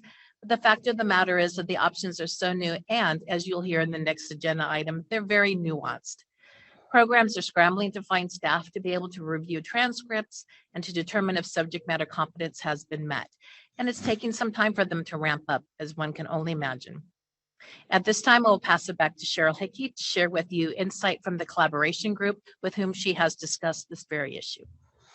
So in anticipation for this item, the collaboration group met to discuss whether they believe the commission should extend these flexibilities. As a reminder, this is an informal group of representative partners, program directors, credential analysts, faculty. They're listed on page 12, who have served sort of as our go-to group throughout the pandemic to get a real-time understanding of the challenges programs and their candidates are facing and to discuss possible actions the commission might take through the pandemic. While the group generally agreed that the commission should move forward with the extension, their recommendation could be characterized as muted and made out of necessity as a result of the continuing conditions, but it was not without concern about some of the long-term consequences. The agenda item discusses some of those concerns, particularly the impact of the pandemic and flexibilities have had on induction programs. They note the strain on mentors, difficulty recruiting and keeping mentors, the need for program directors and others to become more knowledgeable about preliminary requirements such as performance assessment, and on resources the programs are facing, as many have had to expend additional dollars to fund extra support for candidates who still need to complete program requirements. I want to take a little bird walk here and clarify that AB 130 already extended the suspension of the TPA and APA. So that's not on the table here today. That has been extended through this academic year. But I just wanted to mention that. And the whatever decision you make today about CBEST and CSET should not also impact induction, because those candidates can't get the preliminary without those. If I may characterize the general flavor of the conversation of the collaboration work group recently, is that everyone seems to agree the flexibilities thus far have been incredibly helpful under the most difficult and extraordinary circumstances. And most felt that the commission ought to continue the flexibilities outlined in this item until June 30th of 2022. However, I think there's widespread hope that we return soon to the realignment of the requirements where the learning to teach continuum envisioned where they were supposed to be originally intended. This would ensure that all candidates receiving a preliminary credential have met all requirements for that credential, and those in induction programs would once again have only their induction requirements to fulfill, with a focus on refining their own practice based on their own individualized needs based on the CSTP. So the agenda item has two actions for you today. And the first is to make a decision about whether to extend the flexibilities for one or all three of the exams outlined in the item through June 30th of 2022, and whether to accept the related implementation schedule on page 7 and at the very top of page 8. I just want to mention something a little bit about that. As we anticipate and plan for the realignment of requirements into where they originally intended, hopefully soon, the field needs really clear guidance as to which flexibilities apply to which candidates, either the candidates, applicants, enrolled candidates, those kinds of things. It gets very nuanced, and we try to keep the commission out of the weeds and onto the policy things. But in some cases, we feel like we need some specific. We've outlined it in the proposed implementation plan, and we just want you to make sure that that agrees with what you intend. Second, staff seeks clarification on the action previously taken in April of 2021 that suspended the relevant preconditions for multiple single and ed specialist credential candidates to demonstrate subject matter for student teaching, basically daily whole class instruction, although there's different language in the precondition for ed specialists, for the academic year 2021-22. And this is where I need to say that the agenda item on page 5, I believe it is, has an error. I just noticed it a few minutes ago. So when we talk about the precondition in the third full paragraph, it says that the action was taken for academic year 22-23, and it was taken for 21-22. So I apologize for that. But what we would like to know is whether this action applies to individuals who are admitted into programs this academic year for next academic year. The commission took the action in April of 2021 in order to ensure that candidates enrolled in this academic year would be able to student teach. The question that has been asked of staff is whether that action applies to individuals who are admitted this year but will not enroll until next year. We believe such a decision exceeds staff's authority, so we need clarification from the commission. As indicated in this item, the Ed Code requires that subject matter be demonstrated prior to earning the preliminary credential, but commission policy in this precondition goes further by requiring it before daily whole class instruction. In particular, the CSU and perhaps other institutions have suspended its requirement that subject matter be met prior to admission in fall of 2022. Requiring it before admission is a CSU requirement and not a commission requirement. So currently CSU campuses are accepting candidates for next fall without subject matter, as they're allowed to, and have asked whether these candidates, because they are being accepted this year, will be allowed to begin student teaching in the fall of 2022 and move to daily whole class instruction without subject matter. So staff asked for guidance on this question and clarification about whether the commission's action applies to candidates accepted in this academic year for enrollment in next academic year, as we believe it's unclear at the moment. We're happy to answer any questions. Yes, and also a reminder, Heather Klesch is also available to answer questions about testing centers. Great, thank you. Very complex. And really appreciate you unpacking all that. We're now going to open for public comment. I know we have a few public comments. For the members of the public that would like to give a presentation, please notify the meeting moderator by clicking on the raise hand icon if participating through Zoom, or pressing *9 if you're participating by phone. Recording secretary, are there any public comments? Yes, we'll start with Danette Brown. Please unmute your microphone and share your comment.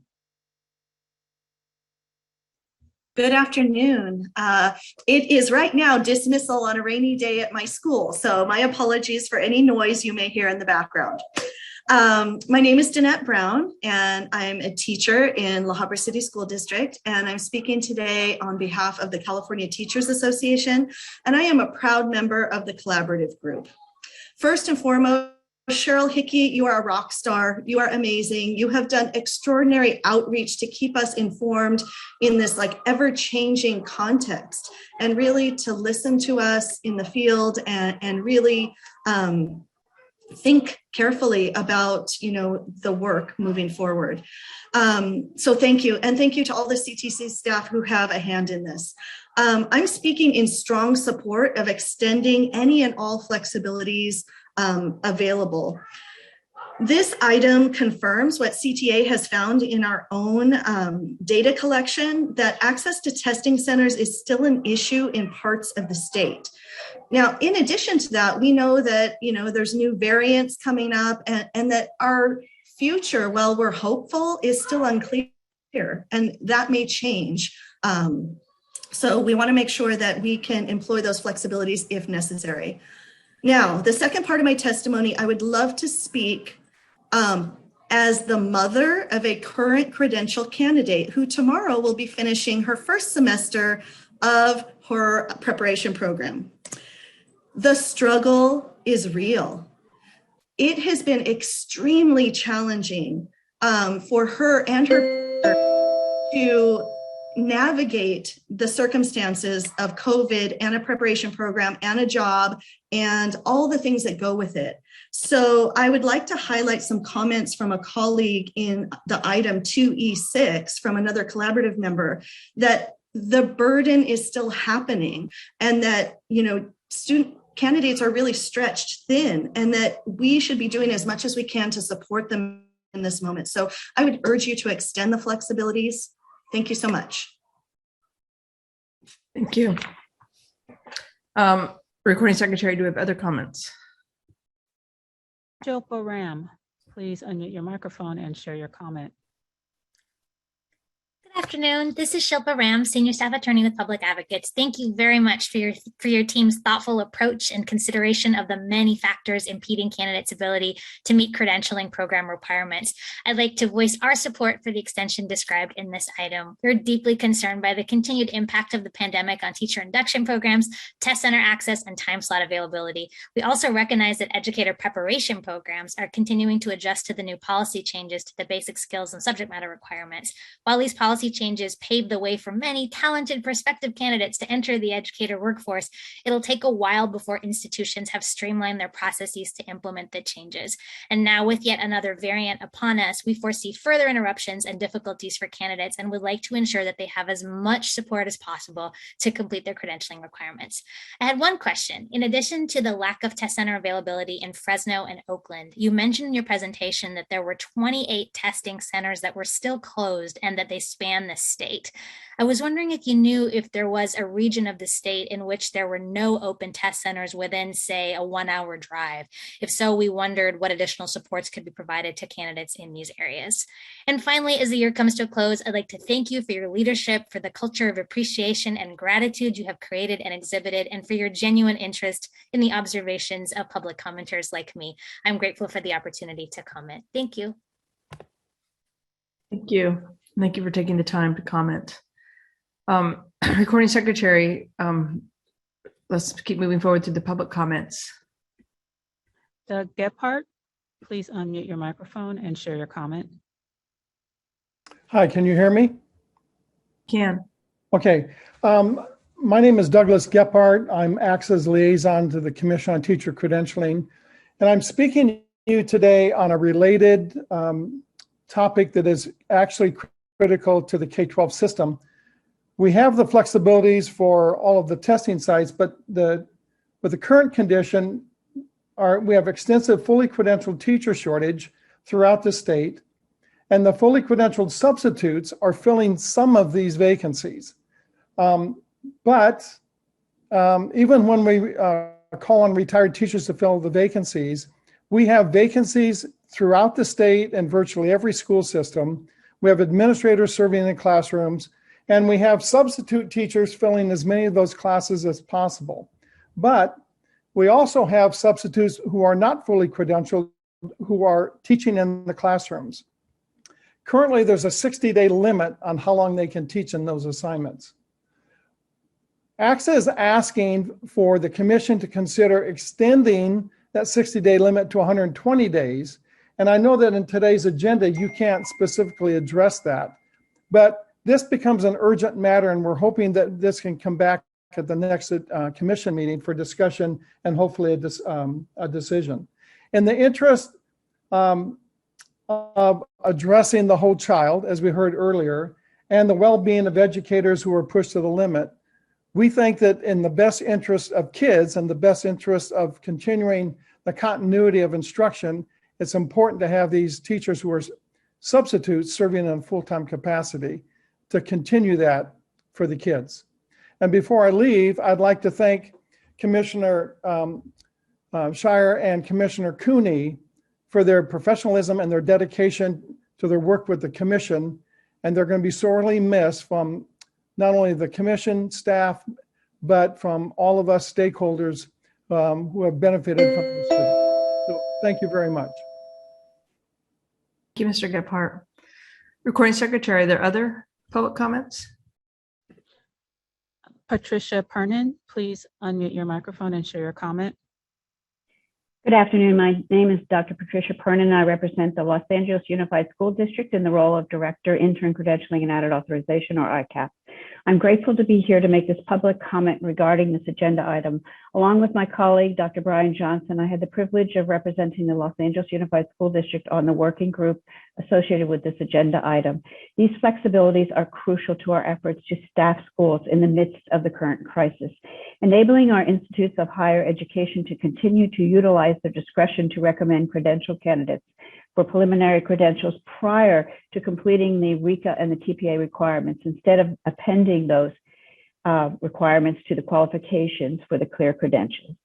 This would permit teachers who are otherwise qualified to enter the classroom as teachers of record, having completed a rigorous preparation programs that included supervised clinical practice, helping to alleviate current shortages in teaching staff.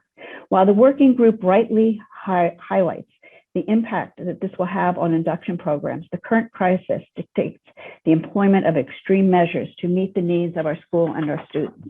Likewise, extending the flexibilities on the subject matter requirement to permit entry of otherwise qualified candidates into intern programs also helps to meet the needs of our schools and our students.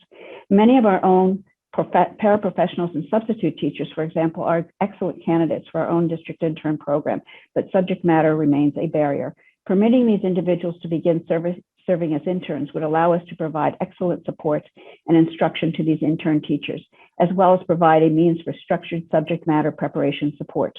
Otherwise, given the current circumstances, these individuals will likely be serving as teachers of record under a provisional internship or short-term staff permit. Furthermore, we encourage additional advocacy on the common sense measures to preserve continuity of instruction at school sites, including consideration of extending the current 60-day substitute permit period to 90 days. We are so grateful to the Commission and the Commissioners and our fellow public educators for the discussion on this topic, and look forward to working together to ensure that the profound needs of our students and schools are met in these most challenging times. Thank you so much, and I apologize for going over. Thank you. Thank you for your time. Recording Secretary, are there other public comments? There are no additional public comments. Okay. Then we will close the public comment period for this item. It's now closed. Do commissioners have any questions or comments on this item? And actually, before we do that, someone had a question about the location of tests. If we know there's one area that's not served very well, as in like over an hour to get to a test, do we know anything about the testing centers and how they kind of are scattered regionally in access? And if we don't, that's understandable. I think Heather is ready to address that. Yeah, thank you, Heather. Thank you, Heather. Thank you, Kara. Yes, hi, this is Heather Klesch with Evaluation Systems Group of Pearson. I believe Ms. Ram asked about the location of areas and whether or not we had any geographic areas with no centers open or areas where candidates might need to drive more than an hour to get to an open site. Just to clarify, for the sites that are closed still, these are not Pearson professional centers, but partner sites that we have that may be university-based computer labs or other centers that for multiple reasons have not reopened. Either they've gone virtual or they have not reopened their lab, or they are containing their lab only to their own local assessments and not the examinations. So there's a variety of reasons why these sites may not be reopened. But in looking across the 19 regions that we group our sites into, all regions have at least one center open, and the areas of concern that were mentioned, Fresno and Oakland, Oakland only has the one Pearson Professional Center open with 3 other closed partner sites. So we are working with those sites to confirm if they would like to reopen, how we can support them in reopening. But in looking at surrounding areas, there are other supporting sites that are open within San Jose, Stockton, Sacramento, and San Francisco. So thinking about the most immediate area around that Oakland region to provide opportunities for candidates to test there. Thank you for being able to provide that level of detail to the question, to one of our public questions. So thank you. Anything else CCC staff wants to add to the public comments, in response to the public comments, before we move to commissioner discussion and questions? Okay. Okay, commissioners, this is your time. Do you have any questions or comments about item 2E and the specifics around the flexibilities due to the COVID-19 pandemic? Okay. Commissioner Greno-Shire and then Chair Sloan. Thank you, Commissioner Martinez. I had a couple clarifying questions, but first let me again thank the staff for this very comprehensive agenda item. And these questions come from a couple of my dean colleagues. I think there is, the way I'm reading it, there's one deadline for all testing requirements. Is that correct, Cheryl, the way I'm reading this? One deadline, right now, the AB 130 allowed it through December 31st of 2021. And we are proposing in this item, you consider through June 30th of 2022. And that is what the law says. That's what the law allows.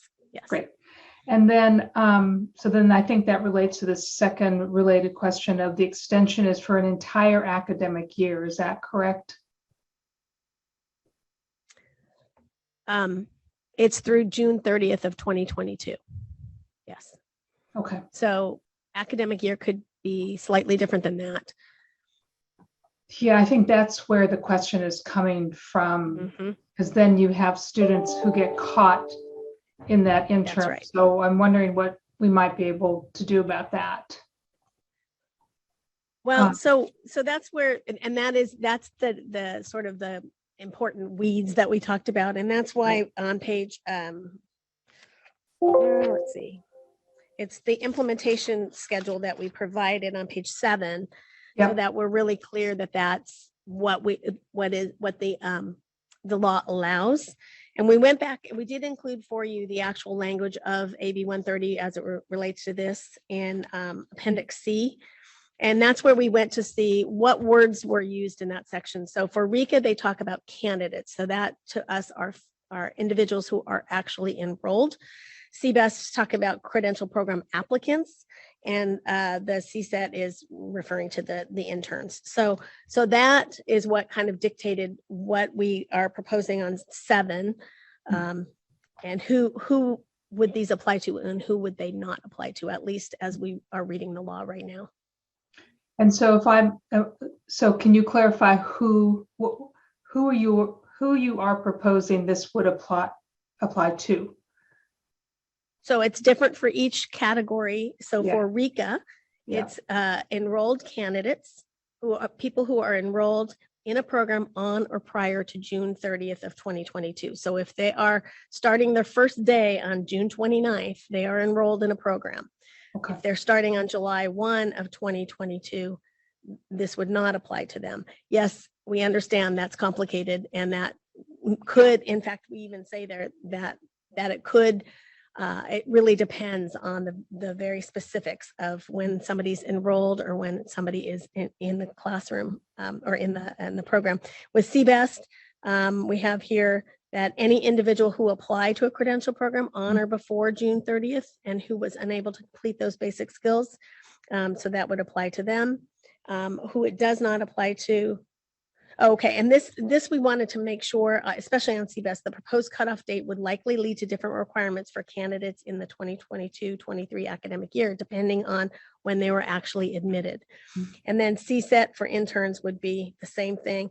Any individual who has applied for the intern document by June 30th, or who are not able to take it, and who are not able to take the CSET exam during that period of time between March of 2020, because it goes back to then, through June 30th of 2022 due to testing center closures.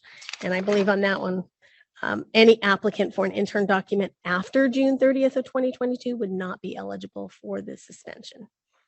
So that is how we're reading the law. And yes, it's very complex.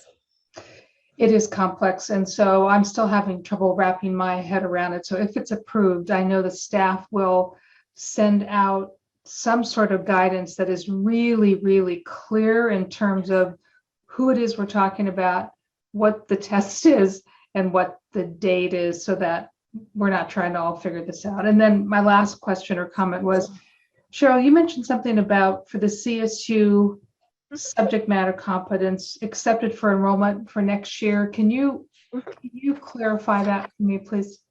Sure, certainly. So the Commission's precondition that was waived in April of 2021 requires, it suspended the requirement to complete, for a candidate to complete the subject matter requirement prior to daily whole class instruction. And again, the language is a little bit different for ed specialists, but basically well into their student teaching.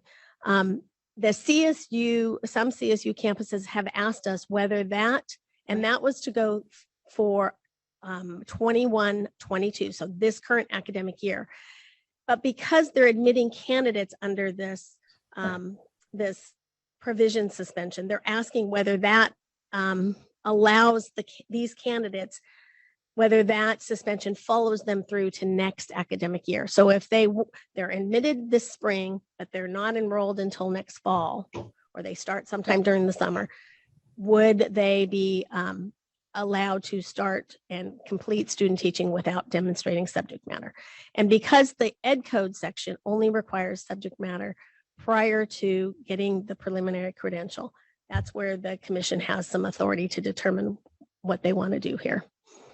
So then is it part of this agenda item, or will there need to be a separate motion to allow what you just said to follow them through the next year? Right. Well, we're asking for guidance here. So if the commission made its intent clear, we can make sure that it's implemented in that way. So I would, and then I'll stop talking in a second. I would encourage my fellow commissioners to make that intent clear. That's what I'm hearing from our campus colleagues. Thank you, Cheryl. Great, thank you. Very helpful for both of you, the question. Chair Sloan and then Commissioner Heredia. Thank you. I have two concerns and questions. One involves ensuring that we are not inadvertently leaving a lot of teacher candidates in the lurch, getting to the end of their program and not then having supports to pass tests. We saw this happen too often with the RECA, and it was one of the reasons why we looked at other ways of doing things. So sort of related to this question, do we know how many candidates are out there right now on the PTVWs who have not passed their basic skills or subject matter tests?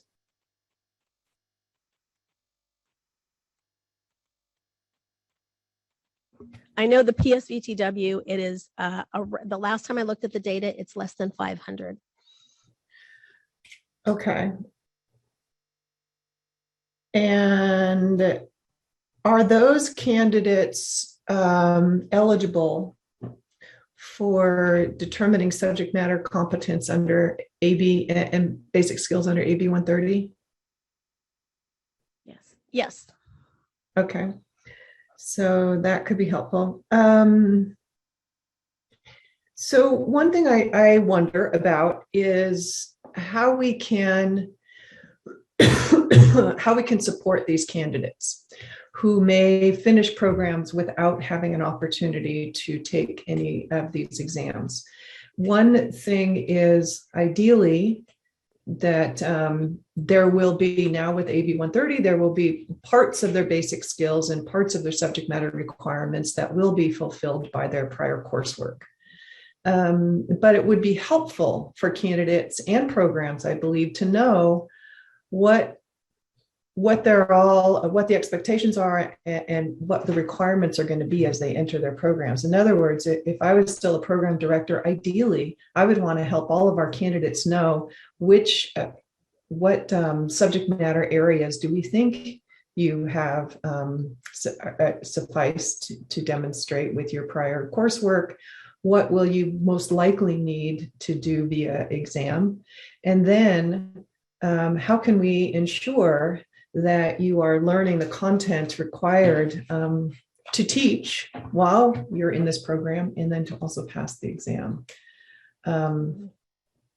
So this is I don't have an answer, but what I want is for us to somehow figure out, can these candidates get supported by programs? Is there some responsibilities that programs need to take? And even if it is test preparation, I don't know, but that's one of my concerns about extending flexibilities. I think we do need to extend them, but I don't want to leave these candidates alone after they finish their preparation.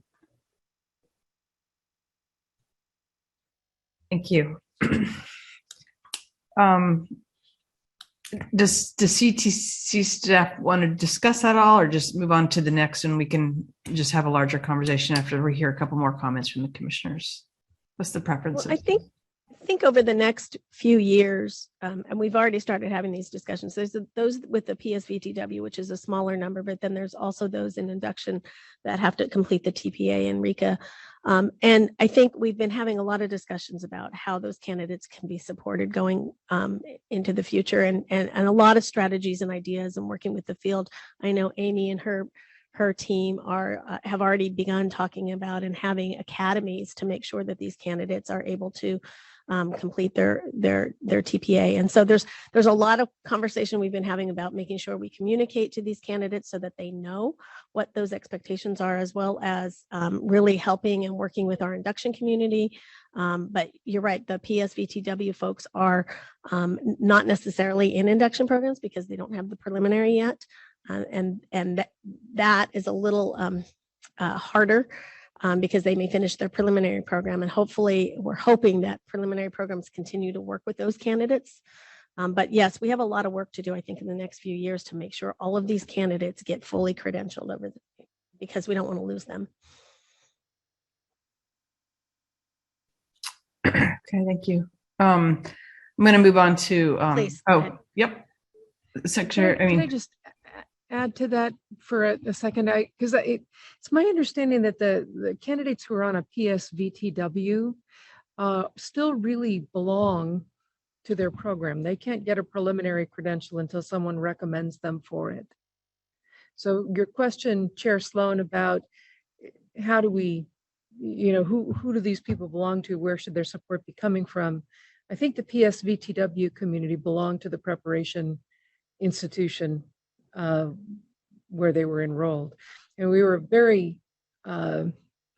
took a lot of creativity and kind of to leap into the void in March of 2020 when we were looking at a whole population of teachers who could neither enter nor exit preparation, and the solution pathways to get them credentialed so that our schools would continue to have teachers to serve was a remarkable feat 2 years ago. And now we're in the space where we have to help those people, those candidates who got credentialed or got variable term waivers, complete and finish the course. This is a very hard year in which to do that. Let's just acknowledge that. The reopening after closure is a very hard moment, and every educator is experiencing that. But it doesn't mean it's not possible. And there are numerous ways in which we are both brainstorming and considering what are the resource needs, what are the training needs, how do we support the community that needs to help move these candidates to completion forward. And providing more time and space by extending the dates that you have discretion to extend, get granted to you by the legislature, may be an important part of the strategy, which is to continue to have the no cliff for people before we're ready for the cliff. Could I just respond to that, Monica? So thank you, Mary, and I completely agree. And then just to clarify my concern, all of the exams that candidates take towards their credential are embedded in some way in the program. Either they need to happen prior to entering the program or prior to student teaching, or it's integrated like the TPA into their preparation. The RICA was the only one that was sort of separate. In other words, a candidate could finish a preparation program without having passed the RICA, but could not earn their preliminary credential. So now with the flexibilities, which we absolutely need to have, I just want to be sure my fellow commissioners understand, now we have a CBEST, a CSET, and a RICA that could potentially still be pending after a candidate finishes a preparation program. And I want to be sure, and I'm glad to hear that we're having conversations around, who's responsible for them. How are we going to continue to support them in finishing their work? We may not be able to solve that problem here today with this item, but I want us to have that on our radar because it may not be the responsibility of us or, all only individual programs, but we may, statewide have to figure out what we are doing. Great. Thank you for that exchange. Commissioner Heredia. Yes, thank you, Chair Sloan, because the questions that you raised, the issues that you raised were also mine. I envision that there are, when you're trying to, when you're a new teacher and you are in an induction program, and yet you still have, things that you need to finish up from your program, you're on overload. You're already on overload in your first 2 years. And so to add, so I am in favor of these flexibilities. But I do have a question about what we are considering today. So I understand that we are considering whether to extend it regarding the CSAT, those that apply by June 30th, CBEST, and correct me if I'm wrong, who applied for their program by June 30th, but RICA enrolled prior to. Am I correct? Is that?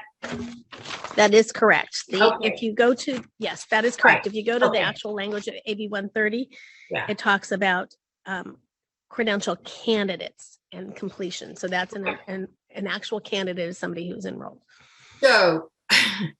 So on the RICA, the other two, it's applied by for CSET and CBEST, but on RICA, it's enrolled. Is there some reason why applied by a credential program can't be applied to the RICA? I'm sure there is, but just help me understand. I'm just trying to look for a way to give more leverage to people. So Cheryl, while you're contemplating that, it seems to me that both CBEST and CSET are used by many institutions as entrance requirements, and RICA is something that must be completed before completion. So I suspect that the language relates to when in the course of a candidate's course of study, the test is required. Okay. Just like, Chair Sloan was indicating, when you can complete your whole credential program, as we all we know, and but also the RICA doesn't have to be completed. So, all right, I'm just trying to find ways to give people more chances, more time, or whatever what we can do here. And then it's interesting about the conversation as Chair Sloan raised about who has the responsibility of or who is it that is going to be so grateful to be able to assume the responsibility for candidates who haven't finished some of these, the requirements, because I'm sure that's going to be, I'm sure that will be kind of news to, to people once they find out that, here's the interpretation. So I think it's good that we engage in that conversation and engage in the conversation early so that they understand where the commission, what path the commission is proposing. Thank you. Thank you. Commissioner Simmons. Well, I just want to say on the bright side, having experienced this and having been in 45 new teachers' classrooms in the last month, I am now convinced that that passage of the TPA actually does signify that you probably are a better teacher. And I really wasn't sure of that before. It would be interesting to see if there was some kind of a study that we could do now that we have similarly situated preliminary credential teachers who are either have passed TPA or have not, and is there a difference in their performance? It looks to me like there is. And on a whole nother issue about who pays, I think that we can't pretend like that there aren't expenses involved in this. We ask induction programs to take on a whole new, basically change their business model to support people. And you can't ask a program, I guess you can ask it, but we can't force a program to support their candidates who are no longer enrolled in that institution.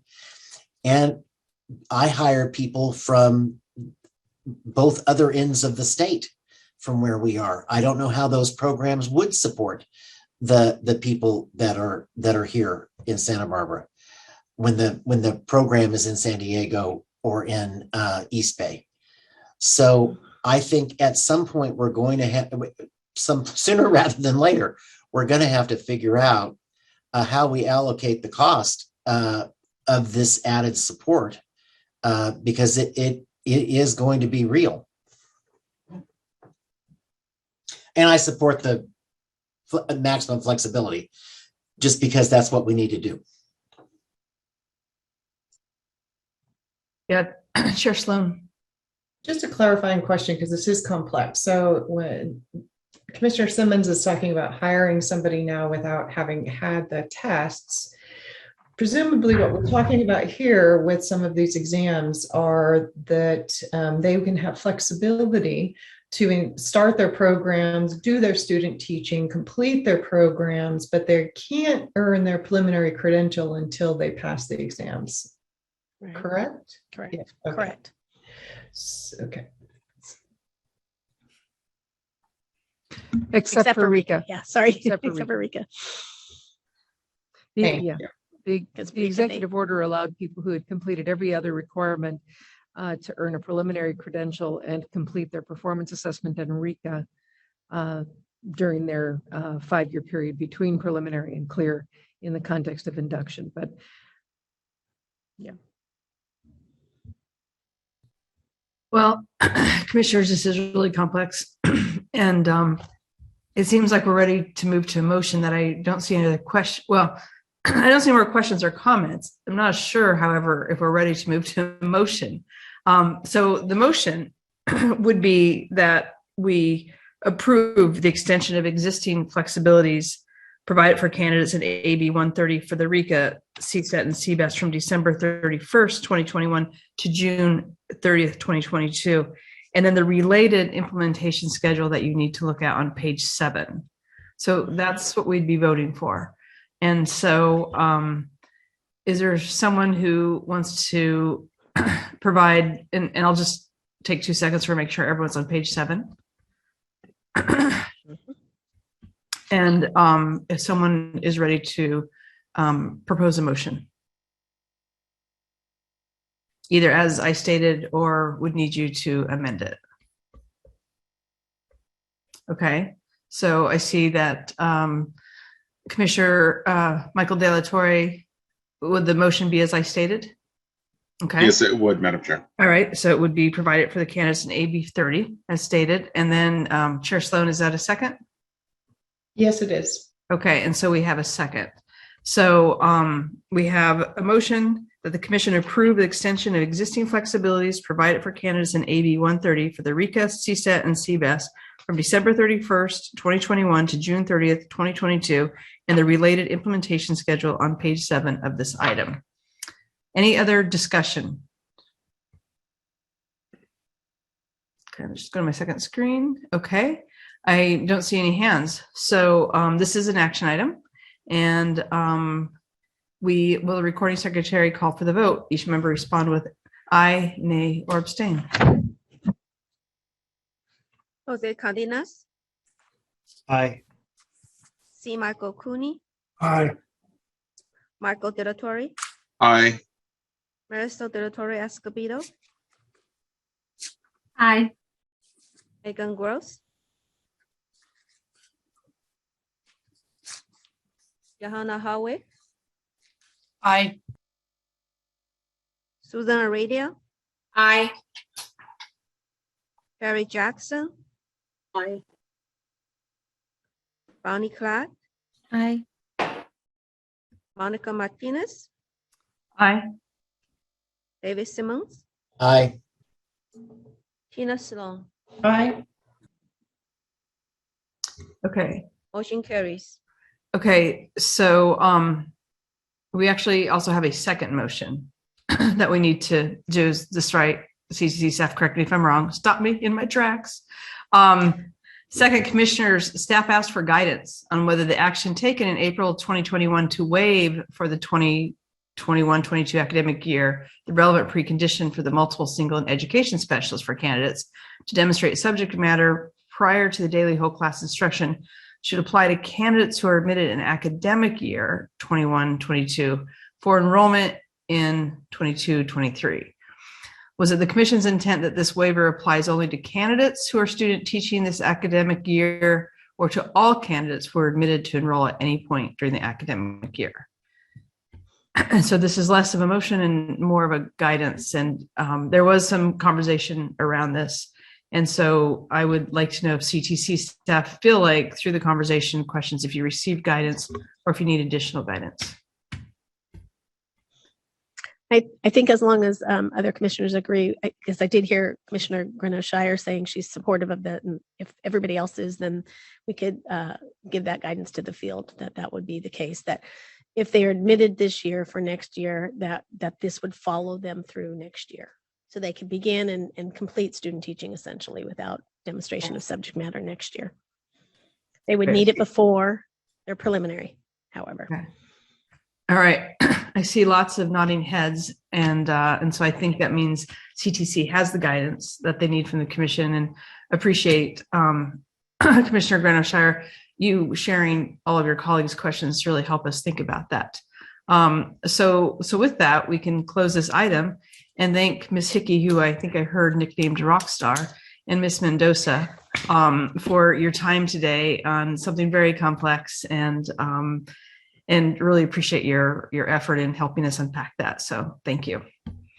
And with that, it's 3:30 and we do have one more item, and I imagine folks want a short break. And so the next item is going to be pretty long. So you guys want a 10 or 15-minute break?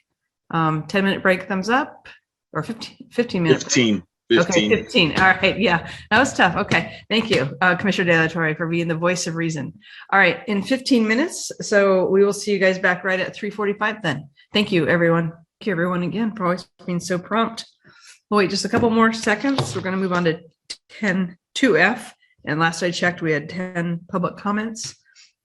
So folks will need to pay attention to the blue sky timer for the 2 minutes. Let's see. There's Marisol. Okay. Let's just imagine we have. Okay. All right. We'll go ahead and move forward then. Okay. Our last item for today. Drum roll. Yes. Our last item today is 2F, proposed adoption of regulations regarding new options for meeting the subject matter competence requirement. This item is being presented by David DeGear.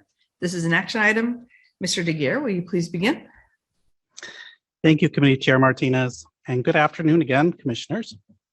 Today's agenda item provides regulations for the Commission's consideration to clarify and standardize implementation of new options for meeting the subject matter competence requirement in Education Code sections 44259 and 44310 that were created by AB 130.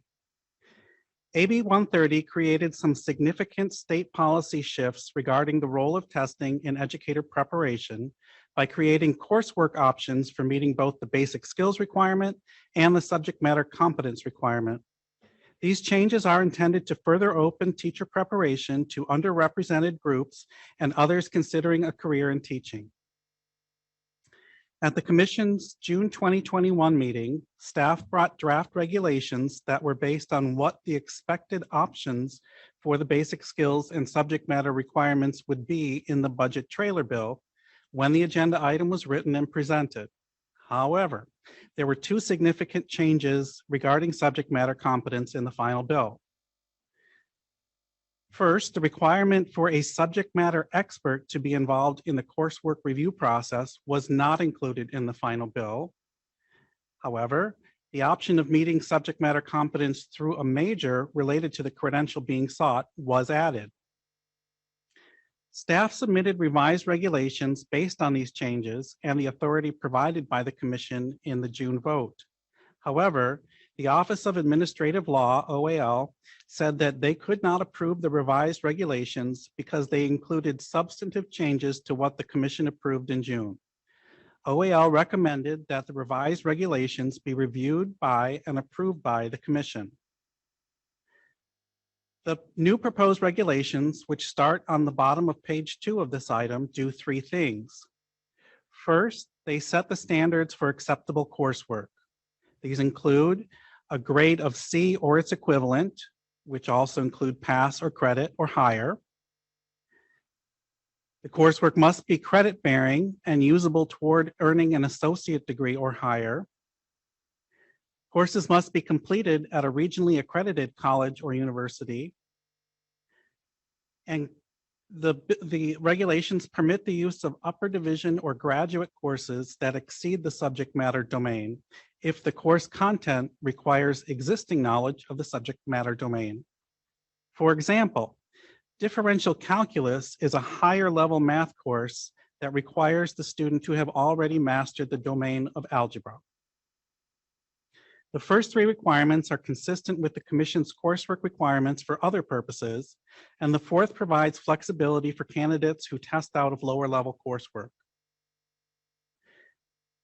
The second thing the regulations do is to clarify the meaning of a major in one of the subject areas in which the Commission credentials candidates for single subject credentials and provides further guidance for majors related to physical education, science, and world language credentials.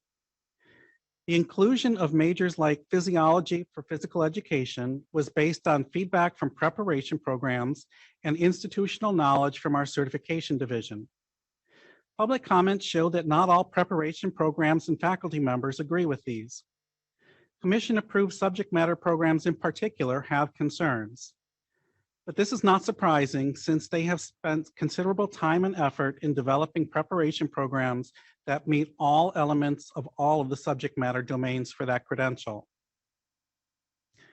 Finally, the proposed regulations define that for a multiple subject credential, liberal studies includes majors in liberal arts, interdisciplinary studies, and elementary education. It is important to note that it is not the intention of these regulations to identify every possible major that could be considered as meeting the subject matter requirements for each credential. Different institutions use different names for similar majors, and these regulations attempt to identify the most common ones. Moreover, just because a major is not listed in the regulations does not mean that coursework used to complete the major or degree cannot be used to demonstrate that all domains of the subject matter requirements for a credential have been met. The transcript review option is available to all candidates in all programs. Identifying acceptable majors in regulation provides some certainty to both candidates and approved preparation programs. AB 130 gave preparation programs the authority to use the new coursework options for meeting subject matter competence, and staff believe that these proposed regulations will help ensure a more uniform application across the state. The staff recommends that the commission approve the proposed regulations and that they be sent to the Office of Administrative Law as an emergency regulations packet. Next steps. If the commission approves the regulations, staff will develop and send the emergency rules packet to the OAL and also start the permanent rulemaking process.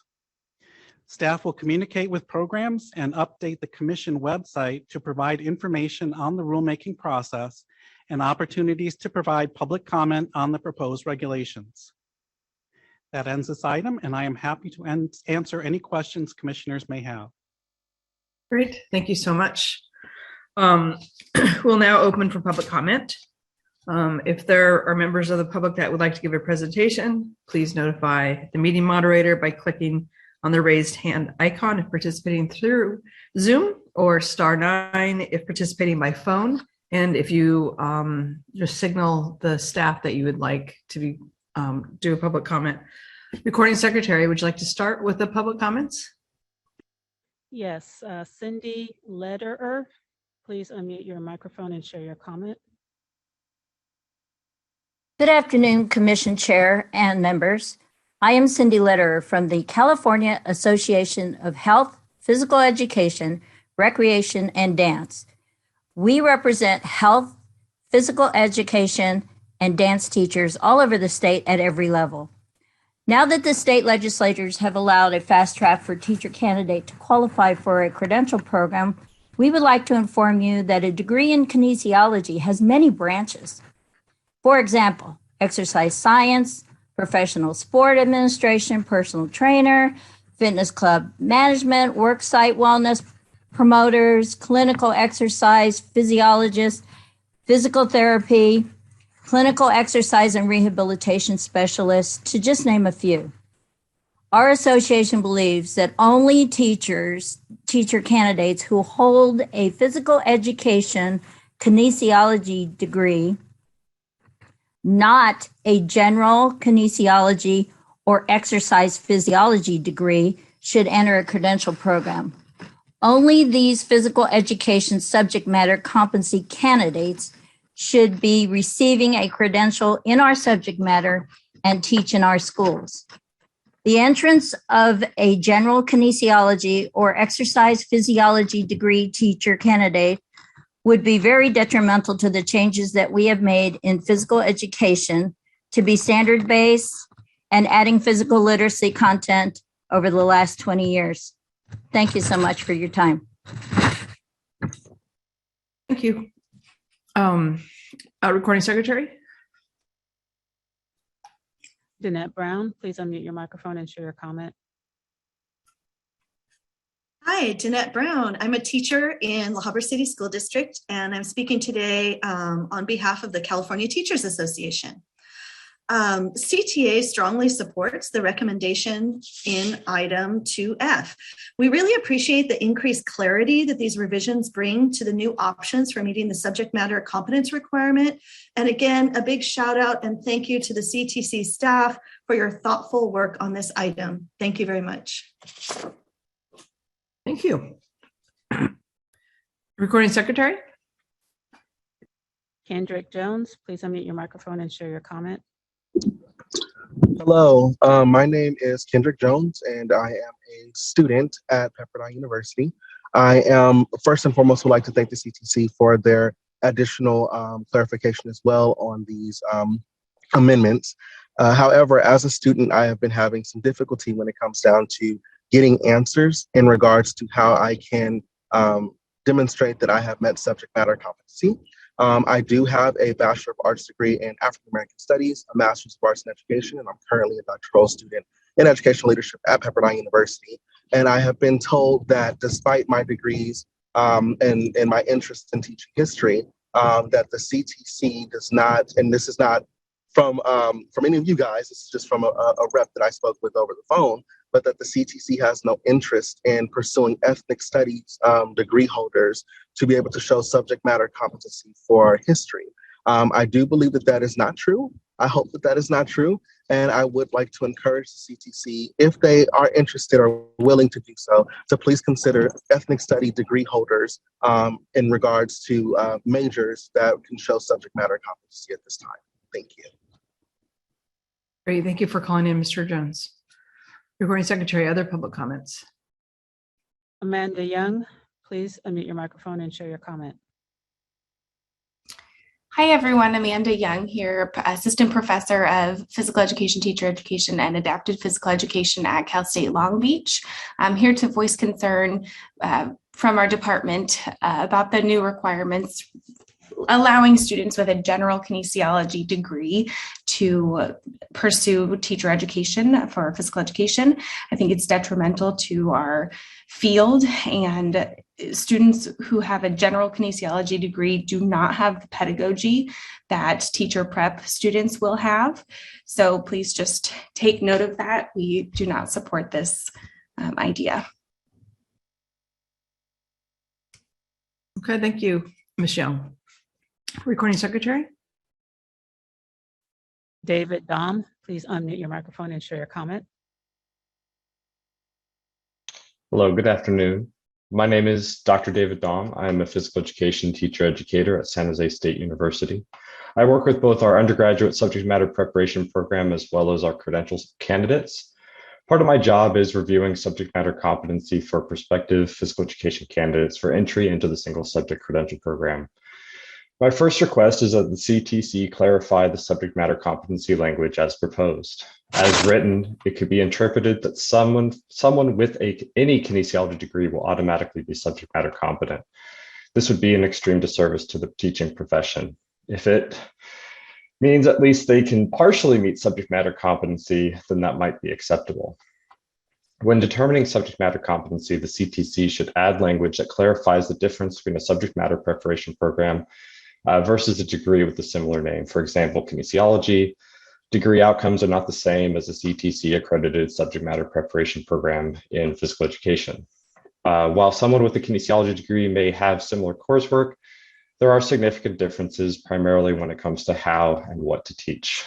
I believe that someone with a kinesiology degree should qualify for substituting parts of subject matter competency, but not the entire thing. Earlier today, Chair Sloan said that part of the mission of the CTC is holding educators to high standards. Reducing subject matter and pedagogical knowledge is contrary to this. We know, especially in physical education, that access to content-specific professional development is limited to non-existent for many of our physical educators in California.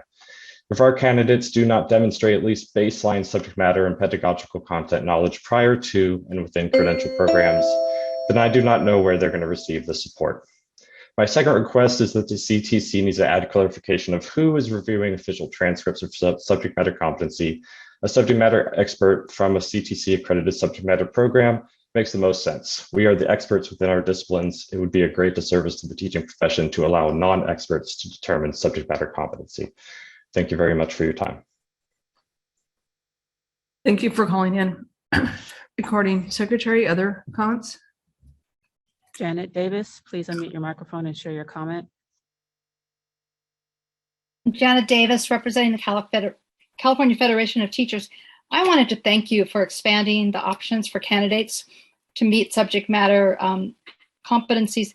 There's going to be some questions and some issues like the kinesiology question that I have no expertise to comment on, but pedagogy will be part of credential programs, and credential programs, this is not the end, it's the beginning of letting people into the program. So I'm really happy that this is happening, and I applaud you. And of course, there's going to be confusion as we're making a major change, but it's going to help diversify our teacher workforce and really be an improvement. So thank you. Thank you. Recording Secretary. Other comments? Melissa Bittner, please unmute your microphone and share your comment. Hi, greetings. Melissa Bittner, Assistant Professor, Long Beach State. We are very much opposed of this change. Kinesiology is a very broad field, and many individuals might have experience in biomechanics or exercise science, but that doesn't make them pedagogical PE teachers. This is a very different type of training, and we hold ourselves to a very high standard. And we feel this would just let the floodgates open to anyone with any type of basic kinesiology knowledge, and very much against what we are trying to train our teachers to be. So we really strongly want you to reconsider this and keep open only to physical education, teacher education candidates. Thank you. Great. Thank you. Recording Secretary, are there more comments? There are no additional comments. Cool. Give it just a couple of seconds before we. Okay. The public comment period for this item is now closed. Do commissioners have questions or comments on this item, or does CTC want to address any of the public comments? I am going to start with Commissioner Simmons.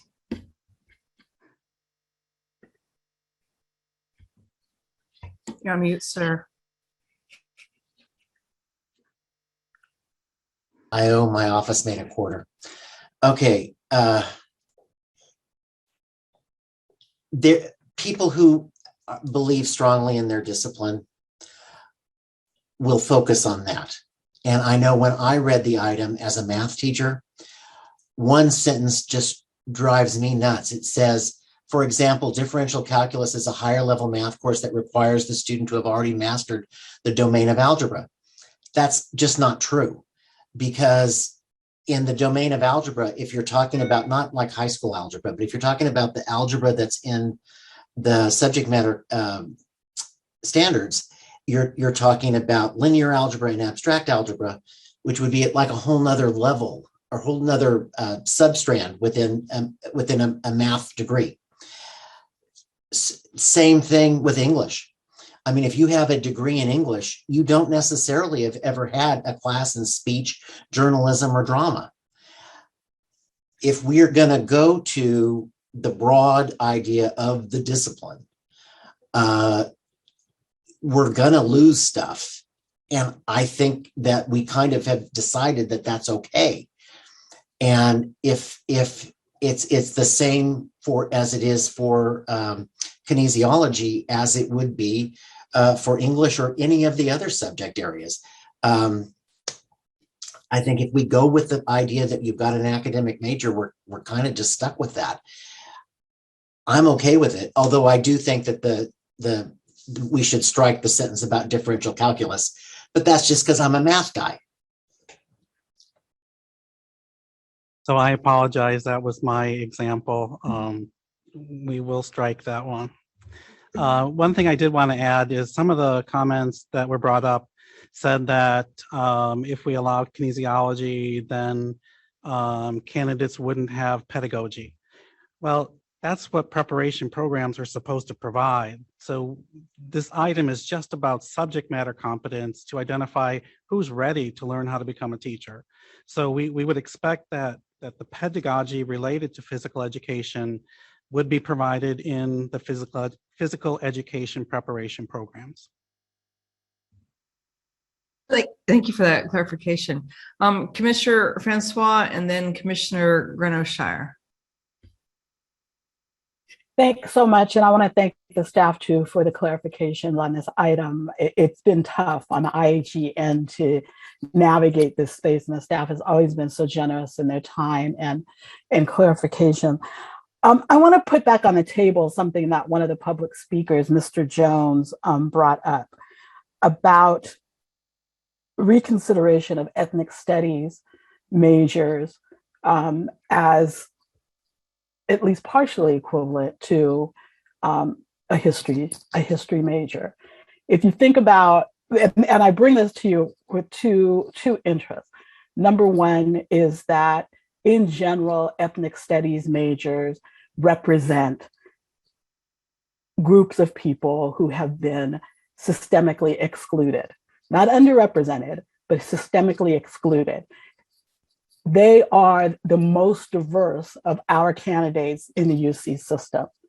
And so bringing them into the teacher pipeline would be a good thing for us to do. The other thing is, if you think about the socio-political context in which we live right now, these would be teachers who come in from a lens of criticality, that think about the social, cultural, political, economic dimensions of history. And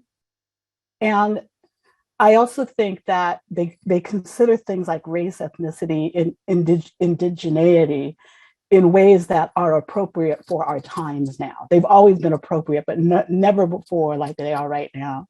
And so I think we should take a deeper dive, a deeper look into ethnic studies majors at the secondary level. If my understanding is correct, multiple subjects candidates, ethnic studies would probably qualify because it is an interdisciplinary field.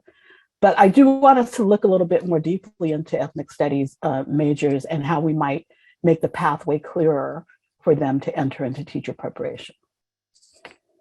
Yeah, we certainly want to do that. I think it's important to remember that our credential is social studies. So even someone with a traditional history major would not meet subject matter competence just based on that major. However, because of the coursework option, definitely some of the coursework in an ethnic studies program or any other social science program would meet some of the domains of the subject matter competence. So we have been meeting with a work group led by Commissioner Gwen-O'Shire that continues to work and will continue to work together to identify how we can, for lack of a better term, give credit to candidates who have already demonstrated some competence, but perhaps not the entire all 6 domains or however many domains there are for that that credential area. Great, thank you. I'm going to ask a question before we go to Commissioner Gwen-O'Shire. It's a little bit similar about subject matter. What about as we move forward towards TK and early childhood, have we thought about child development being there as a subject? Or, could maybe, David, you talked about it that way with history. I see human development on there, but what do we do when we ultimately have the early childhood degree for teachers? What might their subject matter be? So it could be child development, it could be, and there's different human development, early childhood education. That's something that the work group, which starts meeting December 16th, next week, oh my goodness, next week, will be looking at, because that's part of setting the standards for that new credential, or the retooled early childhood specialist credential. Okay, great. That's really helpful. Thank you so much. And now I yield to Commissioner Gwen-O'Shire, who I jumped in front of, and then Commissioner Simmons. You can jump in front of me anytime, Commissioner Martinez. I want to echo and support Commissioner Francois's comments about re-examining the contributions of ethnic studies curriculum. I know that's come up a lot, and I really appreciate the Commission's willingness to look at how we might use that major as a way to increase the diversity of our candidates. So thank you for that. I also want to start off by saying that the work group that David mentioned is a CSU work group, and we've been meeting with staff and administrators and faculty as we have been grappling with how to implement the requirements of AB 130. And talk about a rock star. David and Cheryl and other commission staff come and they listen and they answer questions, and they don't have the answer, they go back and they get it. So I really want to just take this public forum opportunity to thank David and Cheryl in particular for coming and spending so much time with us. It has been extremely helpful to the CSU. this area of subject matter competence is really knotty, Knotty, and our faculty and administrators are struggling to think about who owns the subject matter competence.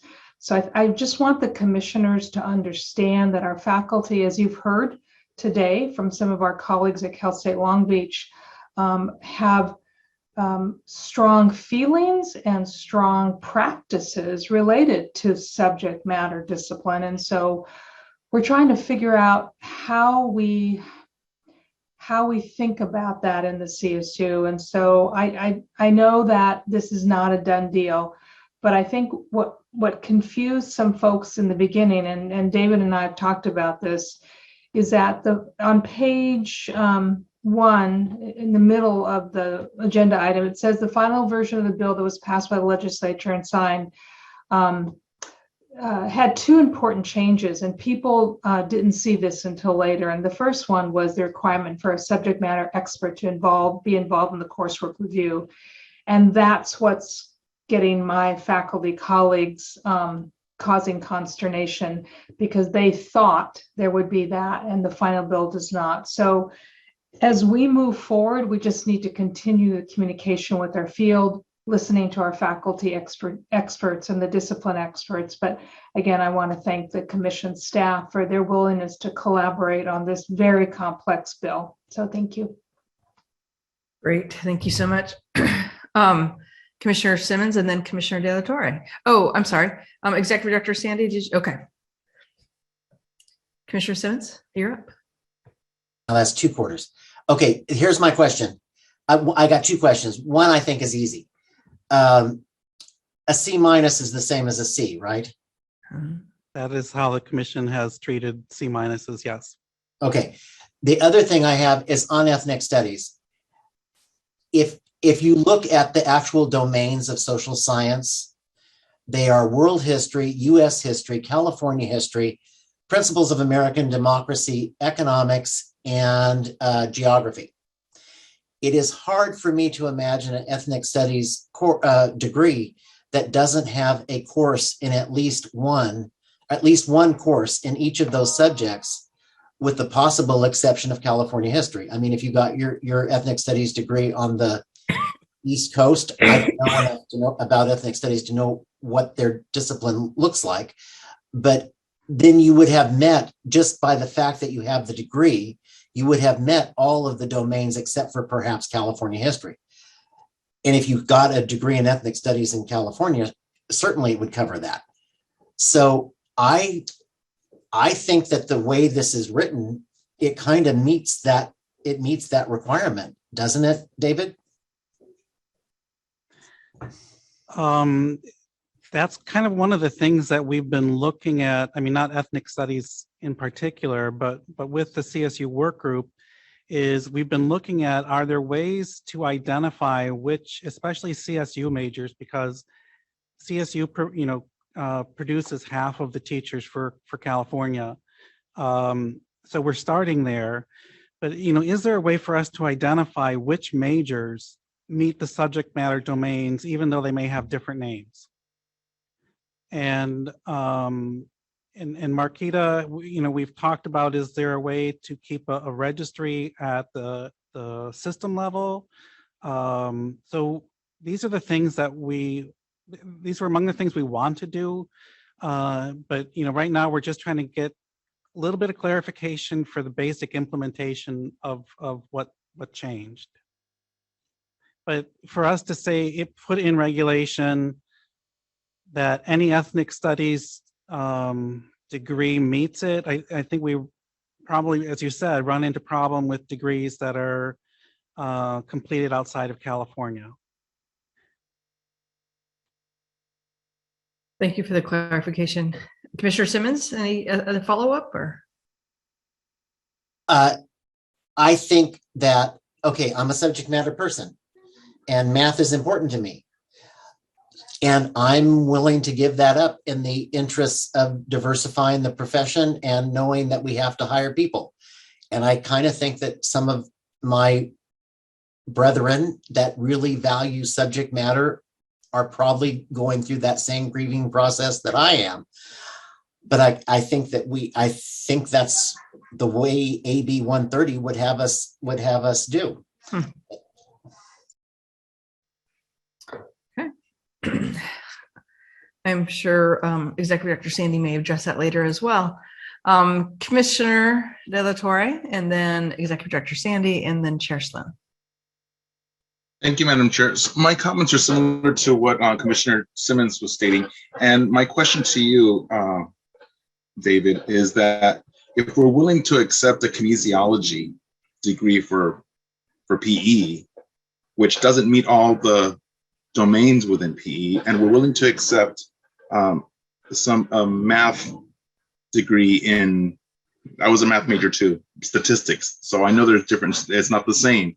To me, it makes more sense to accept an ethnic studies for social studies because it's more related to the field of social studies than kinesiology is to PE. And I believe this is just opening up alternate pathways. So it's not saying that this is the only way to get into the field, but if we're opening up alternate pathways, it only makes sense to me that we are opening it. And this is just an entryway. So it's not an endpoint. So they will inevitably get other training and learning on the way to help fill in those missing areas. So it just seems to me that it just would make more sense to accept ethnic studies as part of the social studies realm than the kinesiology for PE. And if I'm willing to accept the kinesiology for PE, then why wouldn't we accept ethnic studies for social studies? That's my comment. So from this discussion, it seems like there is significant support among commissioners to add to add ethnic studies as a major that meets subject matter for social studies. So, you know, if the commission wants to amend the proposed regulations, we just need to include that in the motion. Thank you both. Executive Director Sandy.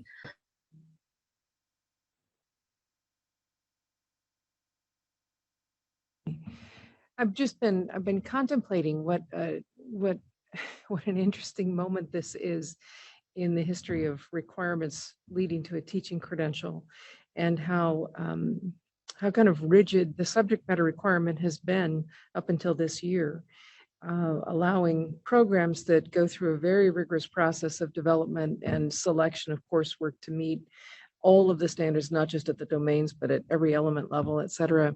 And we have something around like 200, almost 300 subject matter programs that have been approved in California that have actually gone to that level of effort. And I'm thinking about the comment from Commissioner Grenache-Shire earlier about wishing that we had, maybe maintained a role in the legislation for expert review. And I just want to say this, that, programs, I think programs ought to be concerned. You ought to be attentive to who you admit and whether or not you think they have sufficient subject matter knowledge to learn to teach in the credential area you're going to recommend them for. And I think part of what this bill did was place that responsibility on educator preparation programs. The extent to which all programs are ready to do that, well, of course they're not. This is a brand new, this is like a brand new opportunity. So the more we can capture in kind of prefab majors, the less you have to look, because a prefab major in math, let's say, meets the expectations of AB 130. But I think it's important, and I'm impressed with, and I respect the community for worrying about this. Some of the anecdotal stories I've heard from the field from supervisors of student teachers is that those who come in without subject matter are far less ready to do the kind of lesson design necessary to demonstrate competence on a TPA. And put things together just in their clinical practice. And I think we have a remarkable opportunity here in front of us. And the teacher preparation community has this opportunity to shape it in ways that may certainly allow you to admit many more people and a greater variety of people. And hallelujah, we want that. My question back to you is this: how are you going to mitigate the weaknesses they have in their subject matter knowledge? Because you also have that opportunity before you recommend them for a credential to teach in mathematics or social science or whatever it might be. The obligation that you have as a recommender is to make sure that somebody really is ready to teach in the content area that they're going to be authorized to teach. So I'm appreciating how challenging this moment is, and really appreciating the many conversations we're having through the collaborative work group, through the work that David and Marquita and others have been doing to grapple with how are we going to do this so that we don't just, so that we don't lose something that's really quite important to our students. So that's me opining there. Go ahead, Commissioner Grenishar. May I just jump in really quickly? Thank you. To add to this complexity, the conversations in the CSU work group have also centered around who owns the subject matter expertise. Is it the discipline content faculty, or is it the teacher prep faculty? And so that's what we're trying to grapple with now. So as the commission tries to wrap our collective thinking about that, I'm just going to add that as more fodder for us to think about. Thank you both. Chair Sloan, and then I think it was Commissioner Francois, Commissioner Heredia, and Commissioner Klatt. Thank you. I appreciate Executive Director Sandy's comments about where we are at this moment, because it is, as we have all seen, quite complex and not all that satisfying right at this minute in time, because there's a lot that we don't know about how to move forward, I think. My sense with respect to the major component of AB 130 is that at this moment, the commission staff are trying to identify the majors that on the most closely resemble the background knowledge that we have in the subject matter domains as they currently stand. And they have been engaging with the CSU work group to help identify some of those elements. I don't think we should just add majors without a deeper look at what they are. And so that my question is, what is the process for adding majors to this list?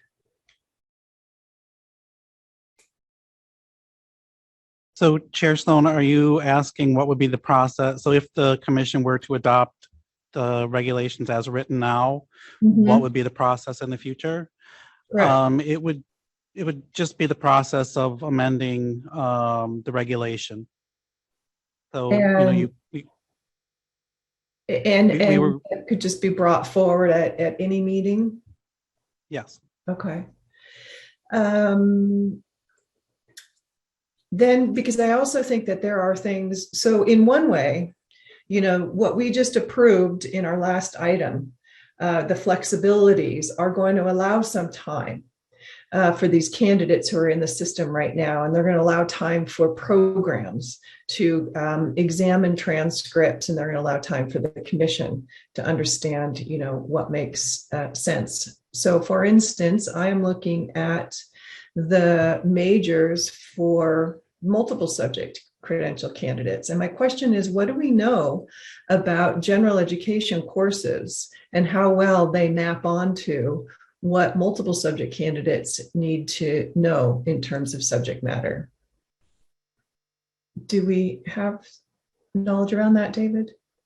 So in most of the areas of elementary subject matter, I would say that general education requirements map well.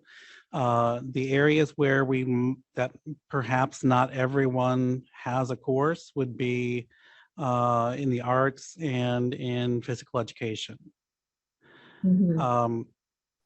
When we looked at this, though, we looked at the legislature has said that liberal studies, in a major in liberal studies in and of itself, meets the subject matter requirement. So are there other majors that are very similar to liberal studies? And for example, liberal arts, I mean, that's just, it's completely the same idea, but it's just a different name that different institutions use. So we were trying to identify those that were very similar to the idea behind liberal studies. Okay. So then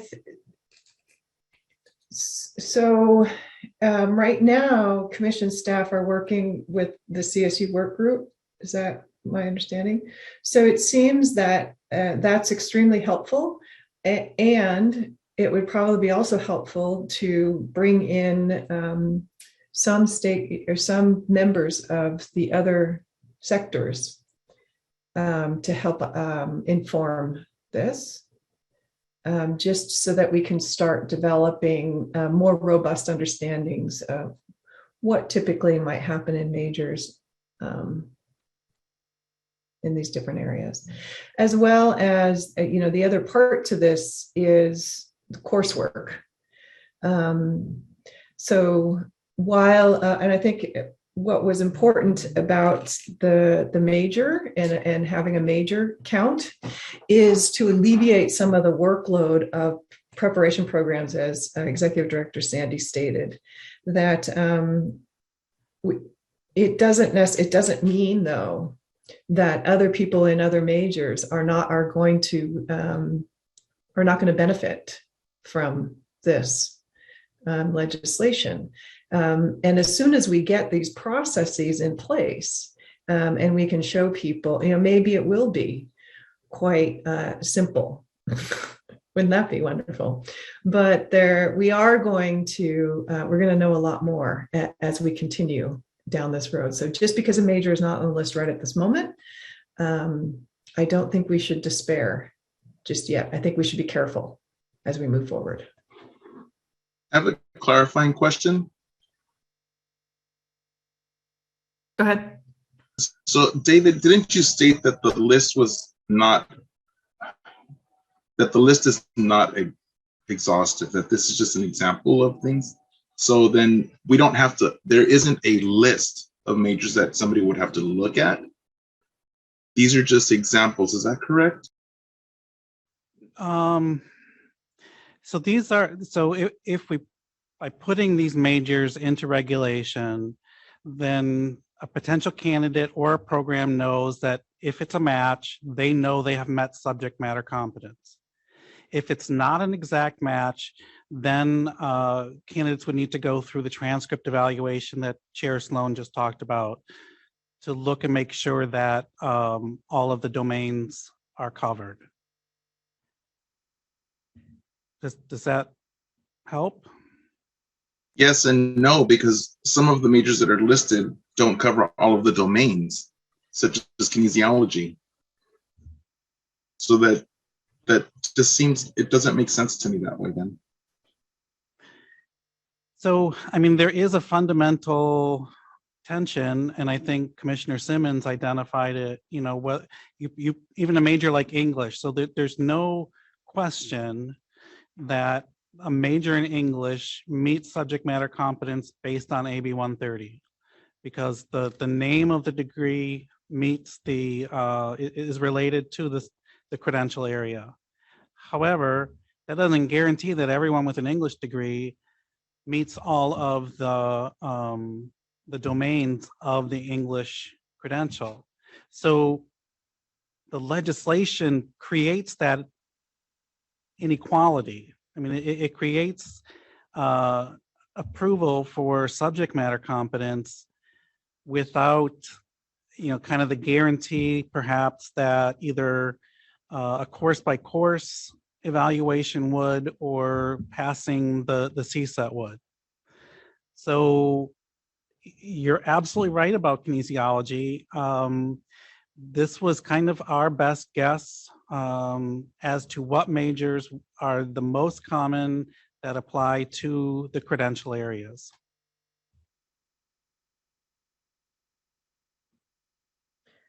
Can I just add, commissioners, I think it's permissible to be cautious at the beginning of this, to identify things that are consistent with the law, which has this exact tension, well stated, David.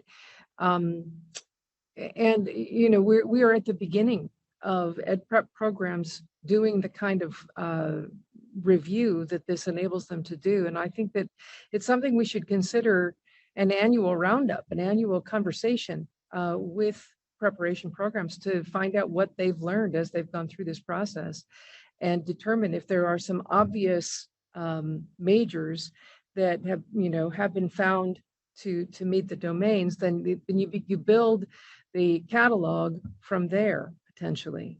And in truth, if there's anything that's proposed in these regs that you don't feel is quite ripe, you can, in terms of a major, if you don't think that kinesiology as an identified major is ripe based on the feedback you've heard from the field, you can ask us to strike that from this first regulatory package. But I would guess that once we begin the process of establishing majors that have been found, to meet the spirit and if not the letter of the law, there will be opportunity to amend them over time. I think part of what you'll be interested in is making sure that we have a fairly level playing field here for candidates coming in. And it's still very nascent, this process, and a lot needs to be done. And I think what the staff is trying to do with this regulatory package is bring clarity to some definitions that will help across the board, and to bring obvious second cousins to a math or a science or a liberal studies degree into the mix to help ease the burden that the programs are feeling. But I think that as we learn more, we have the opportunity to do more to expand this list. Thank you for adding that. I'm just going to continue in order of Commissioner Heredia, Commissioner Clack, Commissioner Simmons, and Commissioner Granoff-Shire. Thank you. I appreciate everyone's comments. And here's where I stand right now. I'm not comfortable with the kinesiology, adding the kinesiology and the example. Commissioner Simmons makes a good point about, if this is a way to open up the field of having more students in programs, and we probably need to start somewhere. But I keep thinking back to my experience of having to read those transcripts when I was looking at transcripts for students coming into the multiple subject credential program, and going through their transcripts and trying to find ways in which they would meet a subject matter competency, or they would even just meet the competencies of regarding coursework to get into the programs. In reviewing their transcripts, I found it much easier to do with students who were in ethnic studies, because a lot of the coursework that they were taking was very similar to, for example, in the bilingual program, it was very, very, it mirrored a lot of the coursework in terms of the foundations of education, or the multicultural conference, I just got back from a conference, multicultural course. Even at the graduate level, it was easy for me to do that. For the undergraduates, we worked with ethnic studies in trying to find courses in ethnic studies that were similar to being offered in the multiple subject. So we worked in collaboration with that faculty, and that was easy to do. But the way with the kinesiology, it wasn't possible. I had a challenging time. I had an easier time with those that had the true physical education. And a lot of it had to do with the pedagogy. It had to do with the pedagogy of that that was offered in their program as opposed to the pedagogy that was offered in the kinesiology program. Now, we can tear this apart. We can take everything apart and try to put it back together when you look at programs and you look at program requirements. But in the end, it puts a burden upon the credential programs because, in terms of what do you do with the student who has fewer units, less years of experience, less knowledge about what, the program they're going to be entering. So then you have to then you have to think about, okay, it's like differentiated instruction. I get it because I was also a second grade teacher. So I truly get it, in terms of looking to see where the strengths and weaknesses are. But at a time right now when we are so, stretched just with faculty at the universities, trying to recruit students into the program, trying to prepare quality teachers for our kids, it's already a challenge in that sense. So I'm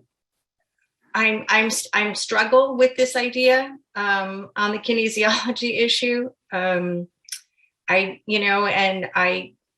get the idea about opening the doors to try to recruit, diversify. I understand that. But at the same time, I'm trying to look at the bigger picture of what happens and the kind of preparation that faculty would have to make in order to think about their programs and the structures of the program. So, thank you. Yeah, thank you for sharing that with us. Commissioner Klatt. Thank you. I have a comment and then a question. I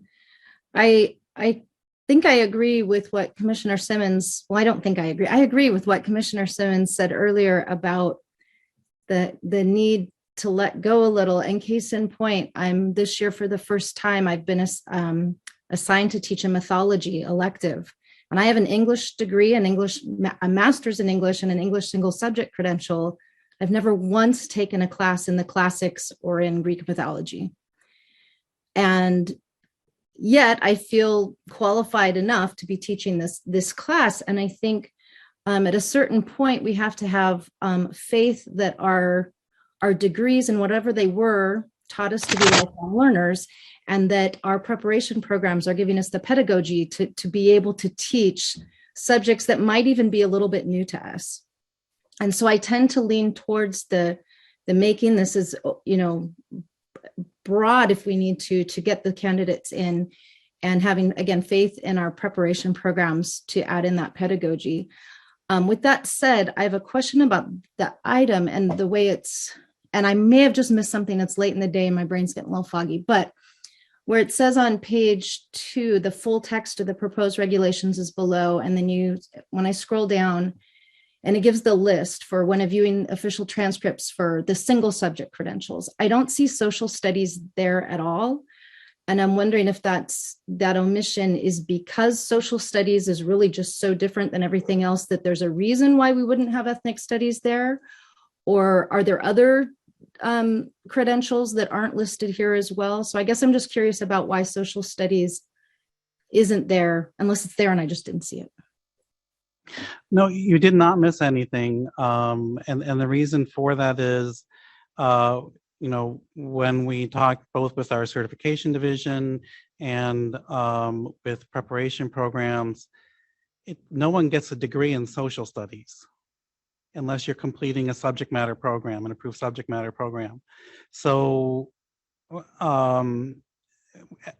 as we were preparing this item, we did not see any majors that on their face would meet all of the domains. Now, the discussion today is making us think about, we need to go and look at ethnic studies degrees. And perhaps those, those degrees should be added, but that's the reason why there was nothing for social studies. So as a follow-up, for instance, if I were a history major, I would still have to go through the transcript review to get the social studies competency. And so, is social studies the only one like that? I'm just curious that you know of.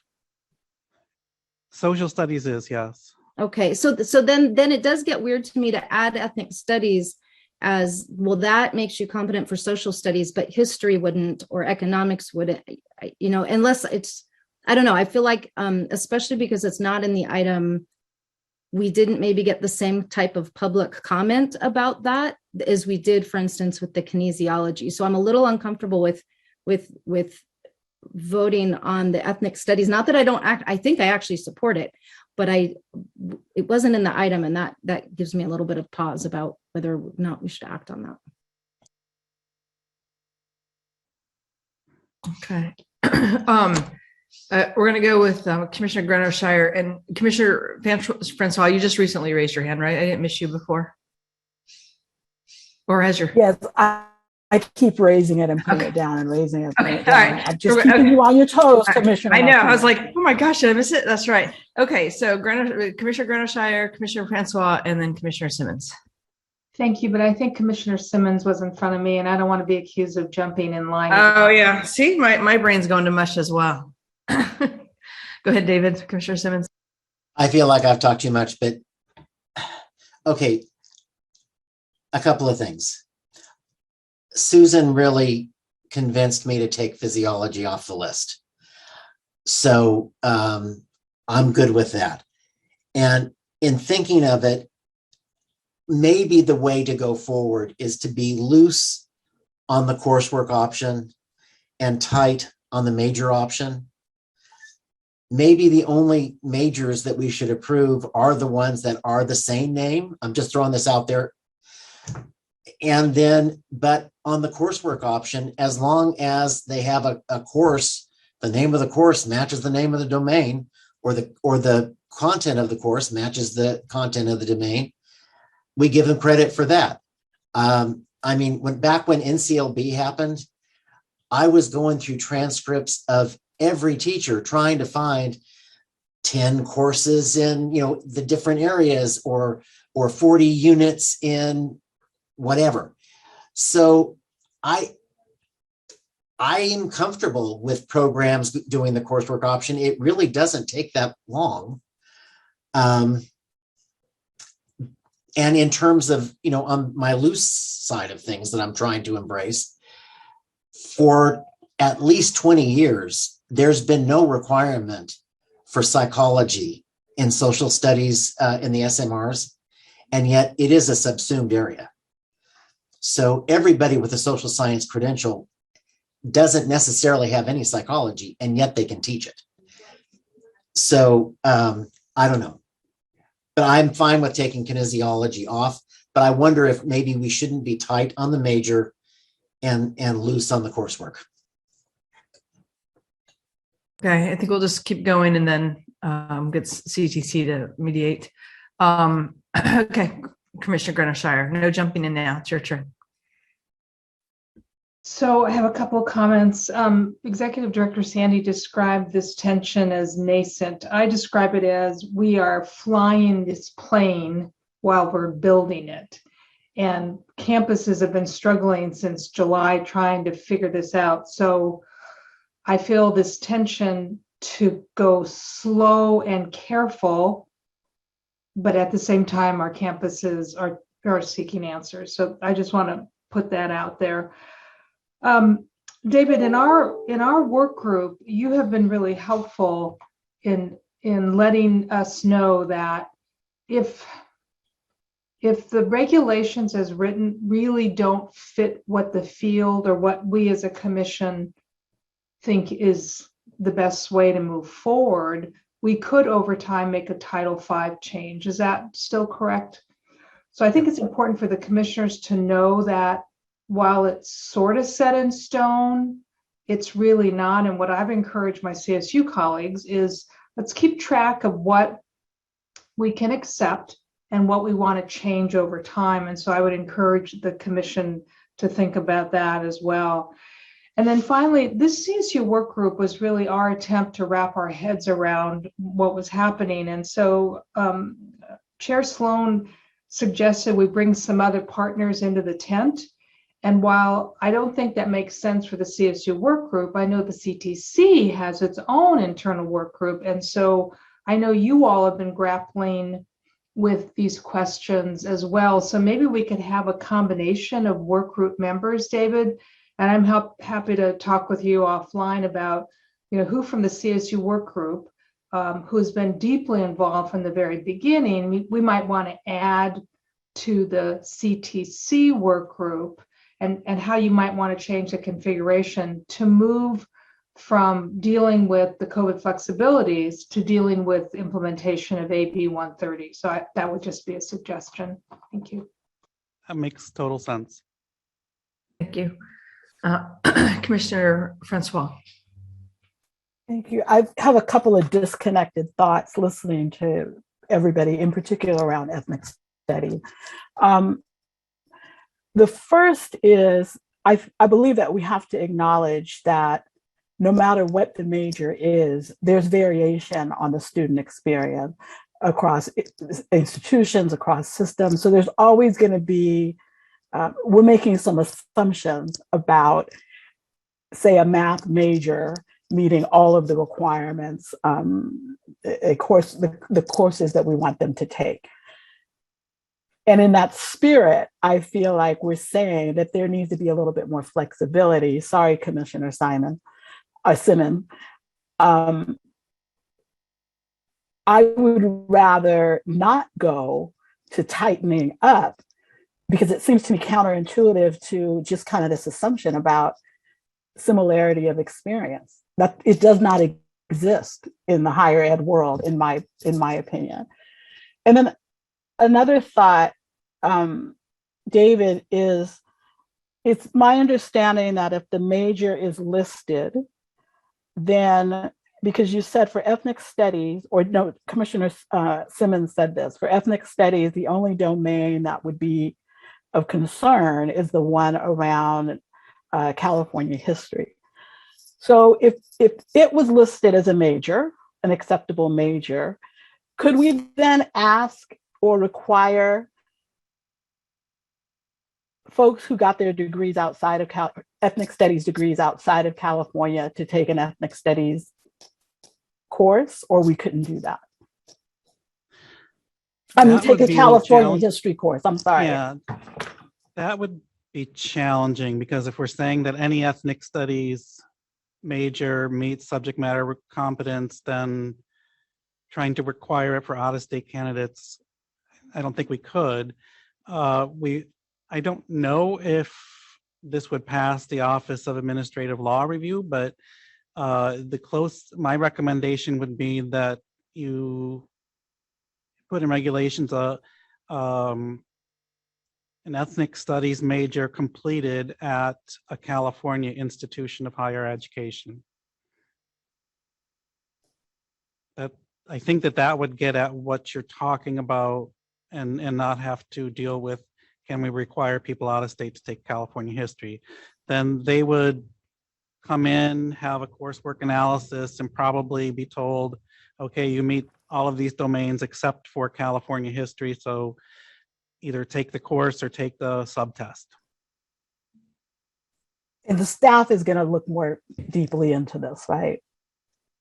I'm sorry, I didn't hear you. Staff is going to look more deeply into ethnic studies as an option. Yes. Okay. So my last comment is, I think we also have to consider the other things that are going on across the state. And with the recent adoption of the ethnic studies model curriculum, with the recent requirement for ethnic studies as a graduation requirement, that we can't ignore those things as we think about who are the teachers that are going to be teaching those ethnic studies courses. Because right now in schools, if you have if you're a history teacher, you have a social studies credential, you can teach ethnic studies when you may not have an ethnic studies background at all. So, I mean, it's very complicated. I get it. I just wanted to make sure that we thought about the other activity that's happening across the state as we're talking about this. Thank you. Thank you so much. And that's a really important point to remember. Chair Sloan. Okay. She's like, I forgot I had my hand up. It's been a while. I didn't.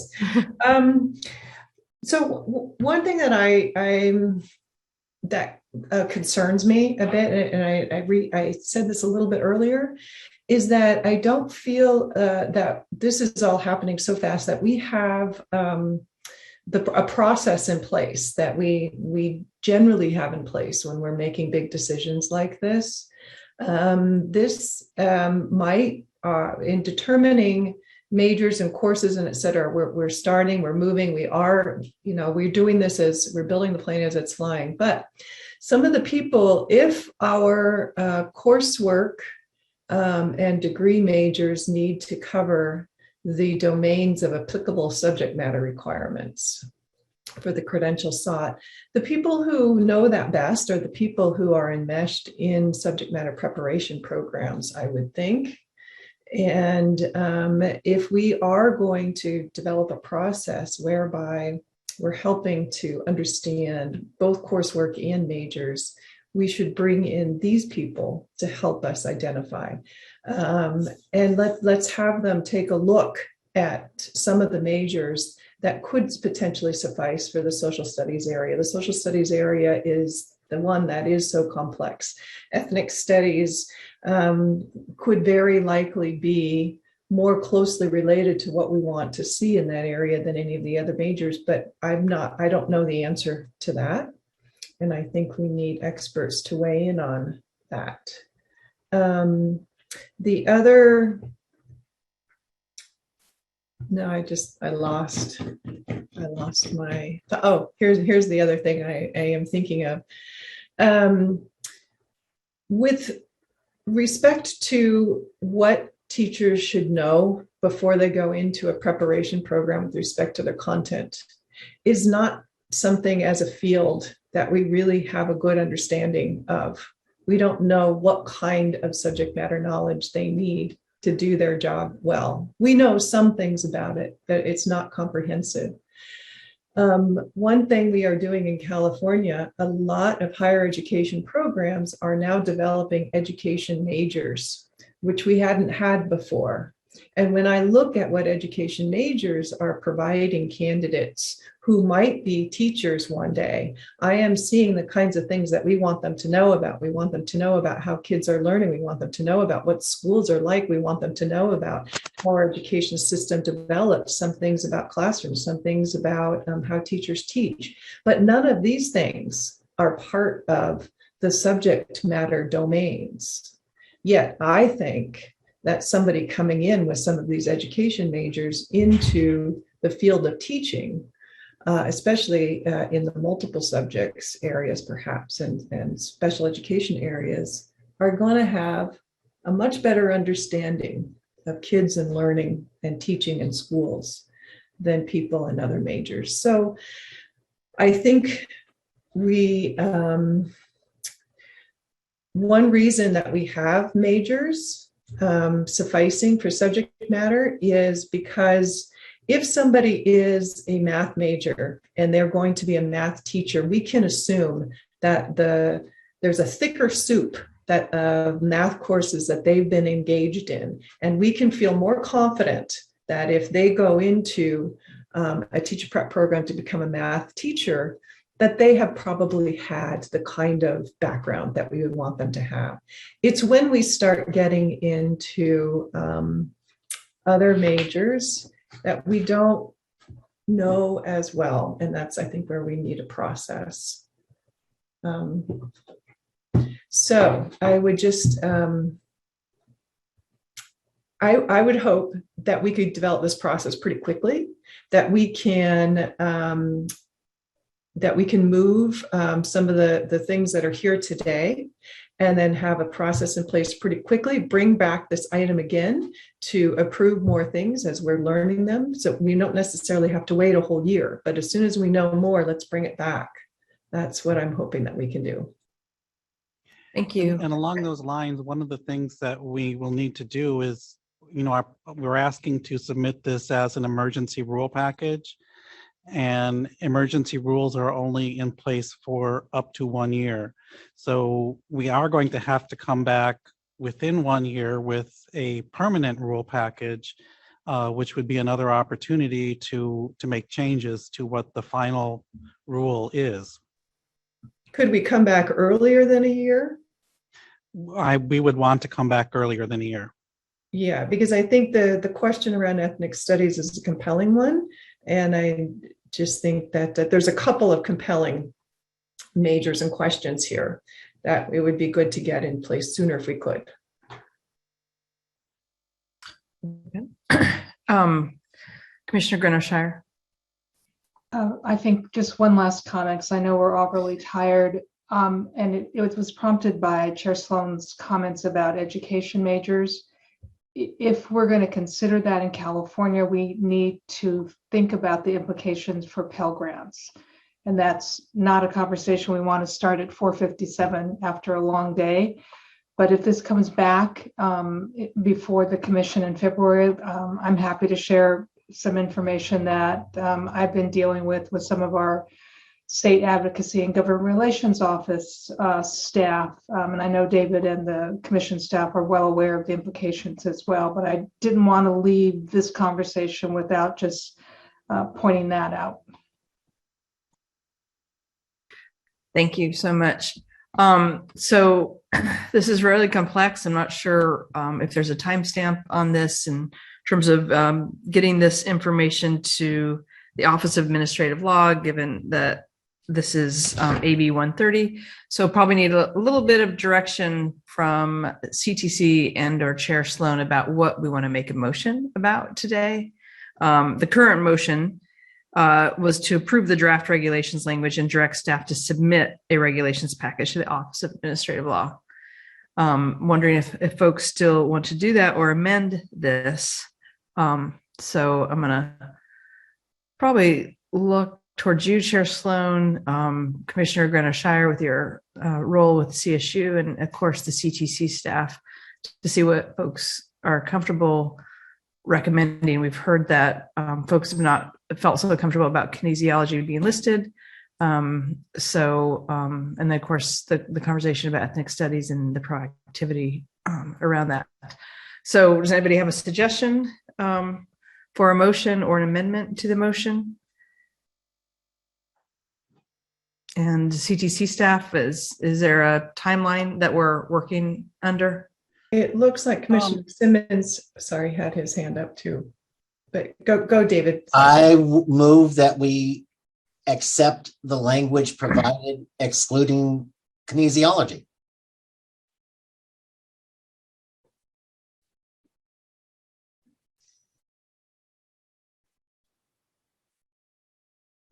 Okay. Did anyone, and then Commissioner De La Torre, is that a second? Yes, that is a second. Okay. So the motion is that the commission approve the draft regulations language excluding kinesiology and direct staff to submit a regulations package to the Office of Administrative Law. Is that right? And can we just clarify that it says emergency rule package so that we can try to get it into effect soon? Yes. Where would I put that in our motion, Mr. DeGear? I think Commissioner Simmons would just need to amend his motion. Just say, though, can you give us the language? So we have a motion that the commission approve the draft regulations language excluding kinesiology and direct staff to submit a regulations package to the Office of Administrative Law. To submit an emergency regulations package. Submit an emergency regulations package to the office. Is that correct? Okay. And that's what I meant. Yes, and that's in, and I meant to. I knew that too. All right, so I think Michael has to approve it, doesn't it? That's what I seconded. Okay, that's a seconded. So I will. So we have a motion that we have a motion and we have a second that the commission approved the draft regulations language excluding kinesiology and direct staff to submit an emergency regulations package to the Office of Administrative Law. Now we're going to have discussion. And so I see Commissioner Cardenas and Chair Sloan and Commissioner Grenell-Shire. Is that right? All right, go for it, Commissioner Cardenas. So as we make this motion, I think I just have some concerns that we're willing to remove kinesiology, which is great because we're listening to the public. but we're not willing to add ethnic studies at this time with it being an emergency. So I'm for emergency regulations. So I'm just kind of concerned that we're not willing to put ethnic studies on there. So it's just something I wanted to bring up. I know this is an emergency regulation that needs to happen pretty quickly, and we are reacting to the legislation. But at the same time, I do hear Chair Sloan's concern as far as moving quickly. And so I'm a little hesitant right now to remove one item and maybe not add another item. So that's where I stand right now. Yep. Thank you for putting that out there. Chair Sloan? I have this similar hesitations because kinesiology, I assume, was put here for a reason, that there was some investigation into it being here. The other thing I want to note is the people who came in for public comment. I believe there, in my mind, I was hearing some misconceptions around what the kinesiology was going to do for candidates, because I kept hearing a lot about people saying they're not going to have the pedagogy to teach PE.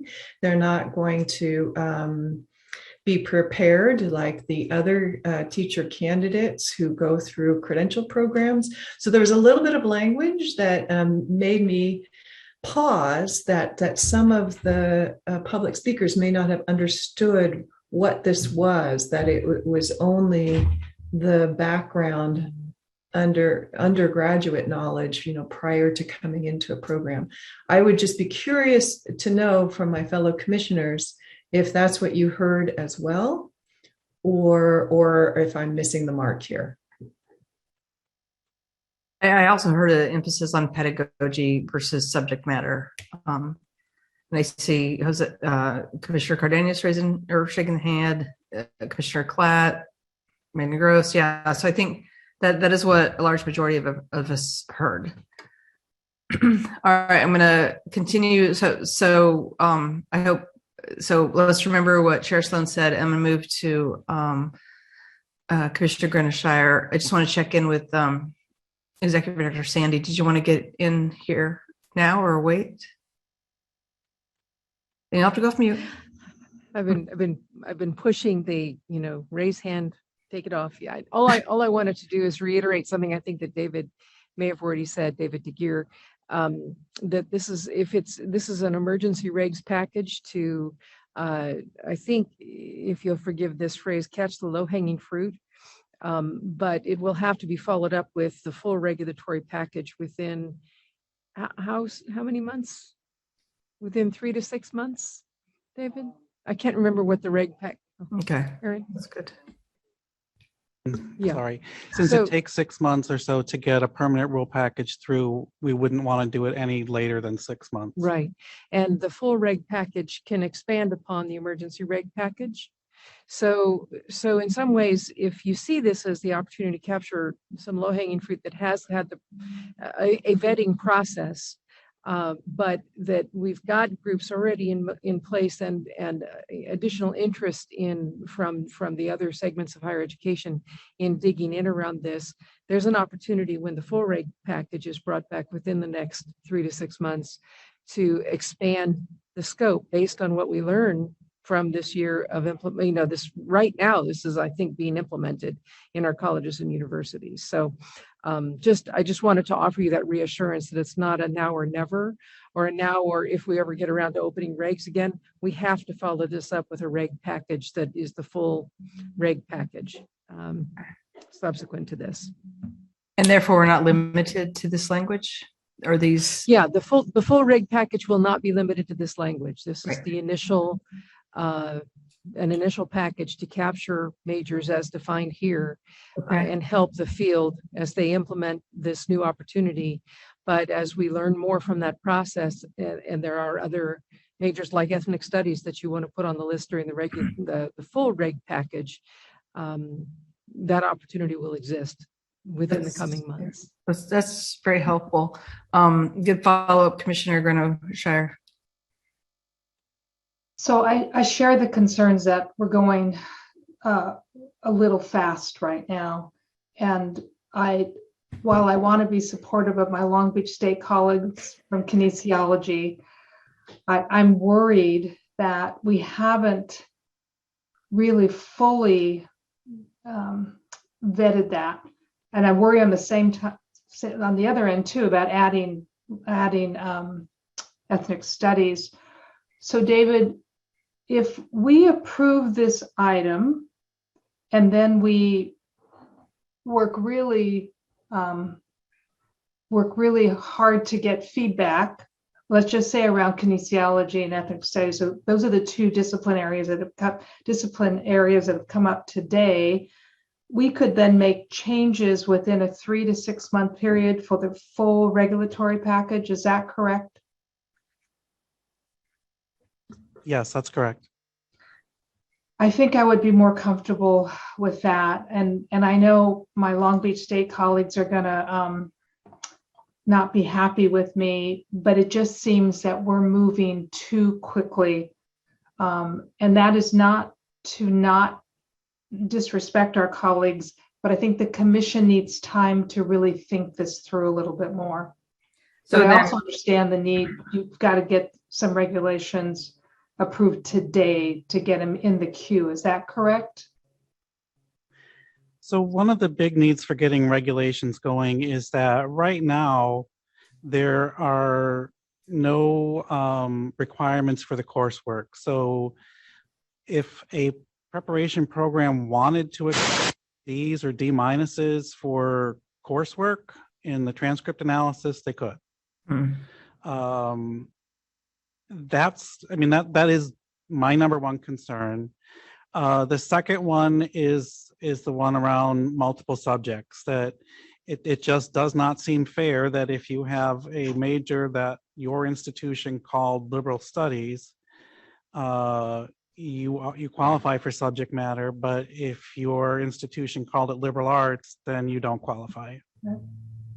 So the multiple subject ones, I think, will help preparation programs move candidates through a little bit more quickly because they don't have to do the full transcript analysis. So I mean, those are the two pressing concerns. Thank you. So may I ask a follow-up? So if those are the two pressing concerns, could the motion be that the emergency regulations just apply to those two and then we come back and grapple with the more complex ones, or would that not be advisable? So the section on majors acceptable for a single subject credential could be severed. Could be what? And then it's up to, it could be removed without affecting the other two. And then it's up to preparation programs. It's still up to them. I mean, they've had this authority since July to determine what a major related to the credential area is. So, if the credential is a world language German and the major was German, that's pretty clear. Same for science. If the major if the credential is science biology, then a major in biology is clear. What's less clear is, well, what about microbiology? What about marine biology? And the regulation language basically said that as long as the name of the credential, so biology, is in the name of the major, that would be okay. So preparation programs would not necessarily have that flexibility, but again, everyone still would have the ability to go through the transcript analysis to identify coursework that meets the domains. So if I may, Can I just add one quick thing to what David's saying? And you said this earlier, the tension that's in the law, the academic major idea that the law, that AB 130 enacted, doesn't require those majors to be aligned. It assumes that if it's in this content area, it's aligned. So I think part of what this package is attempting to do is apply that same rule. How different is marine biology from biology in terms of what matters in biology? It's a reasonable question, given that pathway is not about aligning to the subject matter, but when you're going to look at a major or a collection of courses, you do have to have a frame that you're using to look at that. And that's what the subject matter domains are. So just adding to David's point there, I think. So back to you. I'm sorry. No. So what I'm grappling with is back to this CSU work group. We've spent from August till just recently talking about basic skills requirement and implementation. We have just recently turned our attention to subject matter competence. And so I'm worried and hesitant about moving forward with these proposed regulations without the kind of deep conversation that I think faculty need to have around that. So David, if we took that out, then essentially faculty would just be left with what we've been trying to do since AB 130 was implemented. And so while this list of majors is helpful, we would still have time to grapple with this. And I think if the commission can commit to coming back to this in February, and the IHE reps can commit to continuing to work with their respective faculty, then we can have better assurance and comfort that this is the right way to go. Okay. David Simmons, Commissioner Simmons, and then Commissioner Sloan. And then we'll have to talk about the motion that's on the table and what might else be on the table. Okay, I'm open to friendly amendments if anybody wants to make one. And Michael's okay with it. But the reason why I didn't include ethnic studies and I excluded kinesiology was just for safety's sake, because they talked about a kinesiology major, which was like a business major. So in most of these cases, if they go the coursework route, nobody's going to be hurt, because as I went through and did ethnic study majors for NCLB, which I didn't think of at the time, it covered all these domains in almost every case. In fact, I can't think of one it didn't. So I think that going the domain route is really not going to hurt anybody. And I also am under the impression we really need to get these regs started. But I'm also fine if somebody wants to propose amending the motion to eliminate majors altogether. I'm cool with that too. But I do think we need to get something out tonight. Seems that way. Chair Sloan. We do need to get something out tonight. Agreed. And I do think it's important that we have at least the coursework regulations or guidance. But then I do wonder, at least what's here with respect to the majors is sort of in my thinking, the low-hanging fruit. And as Commissioner Sandy said, the intention of the legislation, at least for some of these right at this moment, a chemistry major, he wants to be a chemistry teacher, a math major wants to be a math teacher. Those are the ones that I would feel comfortable with saying, seems to me that they would have the background content knowledge. It's the others that is a little bit more, needs maybe a little bit more investigation. And what I was going to say was, my hope is that we can immediately get to a process together. I know we are relying on our higher education partners to look at transcripts, to look at majors, et cetera. And that's going to be helpful information. But I think that what we also should do is bring together some subject matter preparation program experts or subject matter experts in the more not nebulous domains, but the domains that are a little broader, like history, social science. As we know, that covers a lot of areas. And there are probably a lot of content areas that a teacher can go into history social studies with that will help them teach well. And then they're going to be teaching courses all the time, as Commissioner Klatt is teaching now in a new area.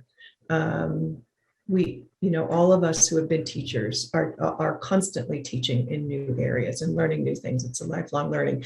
So, and we all know that, but can we get a process together? And I'm going to look to David DeGear and Mary Sandy.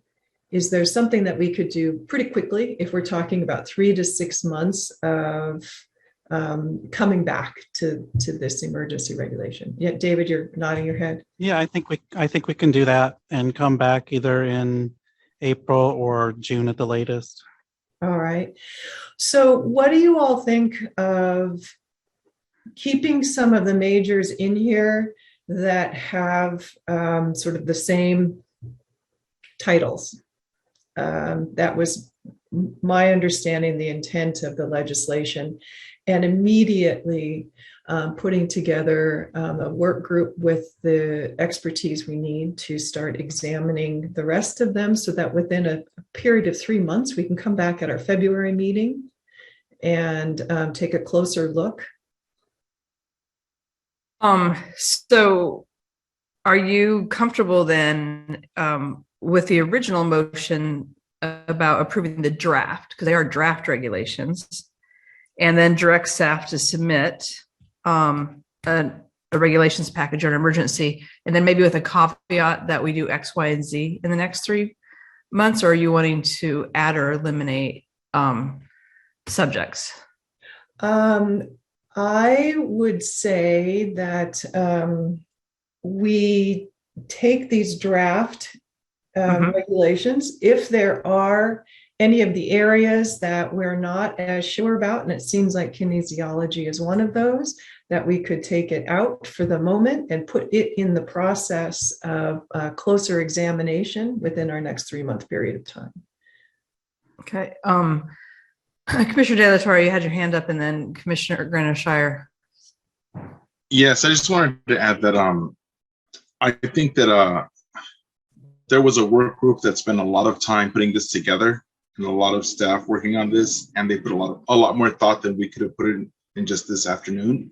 That I really want to honor all that time and commitment on their part, and because this is not really binding, that we're just going in lots of circles. That if we could just, it's not really binding. We can go ahead and make changes within the next few months. But I think that we should just go ahead and approve it, because we'll be able to make any of these changes, or staff will.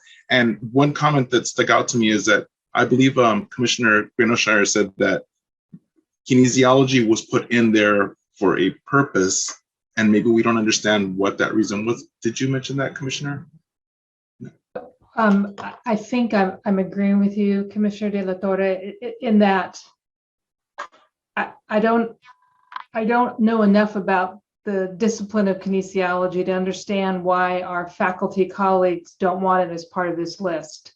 And that was my comment about, are we going too fast? And so the question I wanted to ask David is, if we go with Commissioner Sloan's recommendation, what are the majors we're going to keep in? And is it only kinesiology we are suggesting taking out? Well, That's the motion that I heard. That was the original motion, but then I think there's also some suggestion that that was the amended motion from what we were given, right? To take out kinesiology and submit an emergency regulations package. I think I'm starting to hear that we might be fine, at least I will. It sounds like Commissioner De La Torre would be, and I would be fine with approving the draft regulations language and direct staff as the language is now, without adding any subjects, for the reason Commissioner De La Torre and others have expressed, that there was a lot of thought that went in this, and that we have a chance to review and amend in the next 3 to 6 months, is what I hear. Is that right, David DeGear? Yes. Could I? Yes. And I don't get to vote, but if I'm retiring, do I get to vote? Or sway us, either way. So then I want to make sure that the staff also commit to this work group that we've been talking about with subject matter content discipline faculty. Thank you. Okay, so I just have a point of clarification. So we do have a motion and a second that we've made. Do we need to vote on it? Do they take it back? I didn't mean it. What's the Roger's rules of, governing or whatever? Do we take it back? Or do we have to vote on it and vote it down and revote? Recording somebody secretary? can offer a friendly, I think someone can offer a friendly amendment. And Okay. if that's accepted by the maker and the seconder, then you've got a new motion on the table, or the maker can withdraw the motion if you'd like to do a substitute, or you can do a substitute motion, but it's getting late in the day to sort out all the rules of Robert. Yeah, okay, that guy. And could you clarify what the motion is on the table at the moment? I believe, does anyone think they have a clear than I do? I believe the motion on the table is essentially keep what we were given, but perhaps add that CTC will work with a working group. And I just need Marquita to, I think she said content and two other things. But before I go farther with that, does that sound right to everyone? I think the motion as made excludes kinesiology. Right. So we would have to have an amendment if we were going to do that, if we were going to add that. Or I would have to withdraw, Michael would have to agree to the withdrawal, and then we would have to have a new motion, I think is the way it works. I think it might be simpler if we could withdraw the motion and just start over. I'm fine with withdrawing the motion if Michael is. I'm fine. Okay. So then the new motion, would it be the original motion? Perhaps added with a commitment by CTC to work with the working group, no matter how redundant that is? Yes, Mary. Madam Chair, may I just suggest that if you are going to move staff recommendation, that you do that as a clean vote and then provide staff direction to us. Wonderful. That way we've got a vote to vote these up without clouding it, because that Okay. whole package and the vote will go to the Office of Administrative Law, as I understand it correctly. Very helpful. So if you could just act on the motion by itself and then do staff direction, that would be perfect for us. Right. I'm not sure I can make a motion. So does someone want to make a motion? Commissioner De La Torre. Sure. I move that we approve the motion as stated. Approve the draft regulations language and Yes. direct staff to submit a regulations package to the Office of Administrative Law. Emergency. Emergency. Emergency. Say that. Emergency. Okay. All right. Emergency regulations package. Okay. Do I have a second to that? Okay.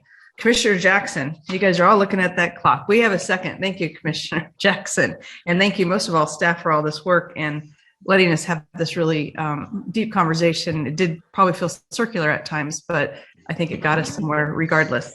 So I think we are ready to take a vote unless there's any other discussion. Oh, and then do we give the direction now, Mary, or after we vote? Take your vote first and then Okay. provide staff direction. Recording secretary, guess what? It's time to take a vote. Each member say aye, nay, or abstain. Jose Cardenas, Aye. C. Michael Cooney, Michael De La Torre, Aye. C. Michael Cooney. Your microphone is mute. Michael, you're on mute. He's raising his hand. Thank. Marisol De La Torre Escobedo. Aye. Megan Gross. Aye. Johanna Howard. Aye. Susan Aradia. Aye. Kerry Jackson.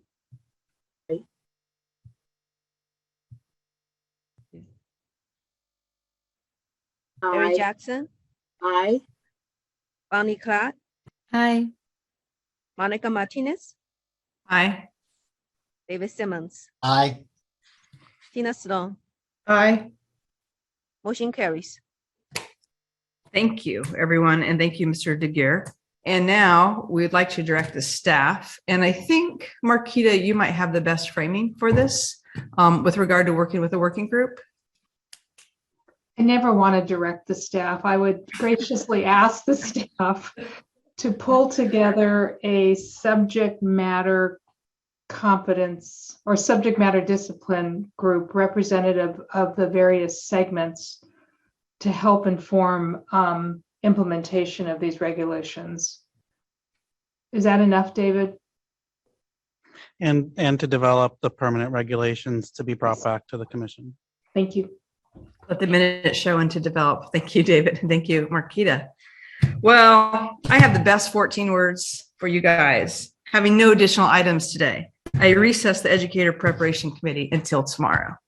Thank you all, and thank you for staying so engaged and aware of everything going on. Thank you, everyone. We'll see you tomorrow morning at 8:30. Thank you, Commissioner Martinez. See you. Thank you. See you all tomorrow. All right, hold on. I have to recess the general session. Ah, that's right. Oh, The chair has got to let us go. I know you're all no. We will reconvene at 8:30 tomorrow morning. See you then. Have a great evening, everyone. wait, 8:30? 8:30, yes. Okay. 8:30 tomorrow morning. 8:20 for check-in. Good job, Monica. Good job. I know Yeah. you feel well. Good job. All right. Thank you so much, everyone. That was a tough one. Thank you, CTC staff. Bye-bye. Bye-bye.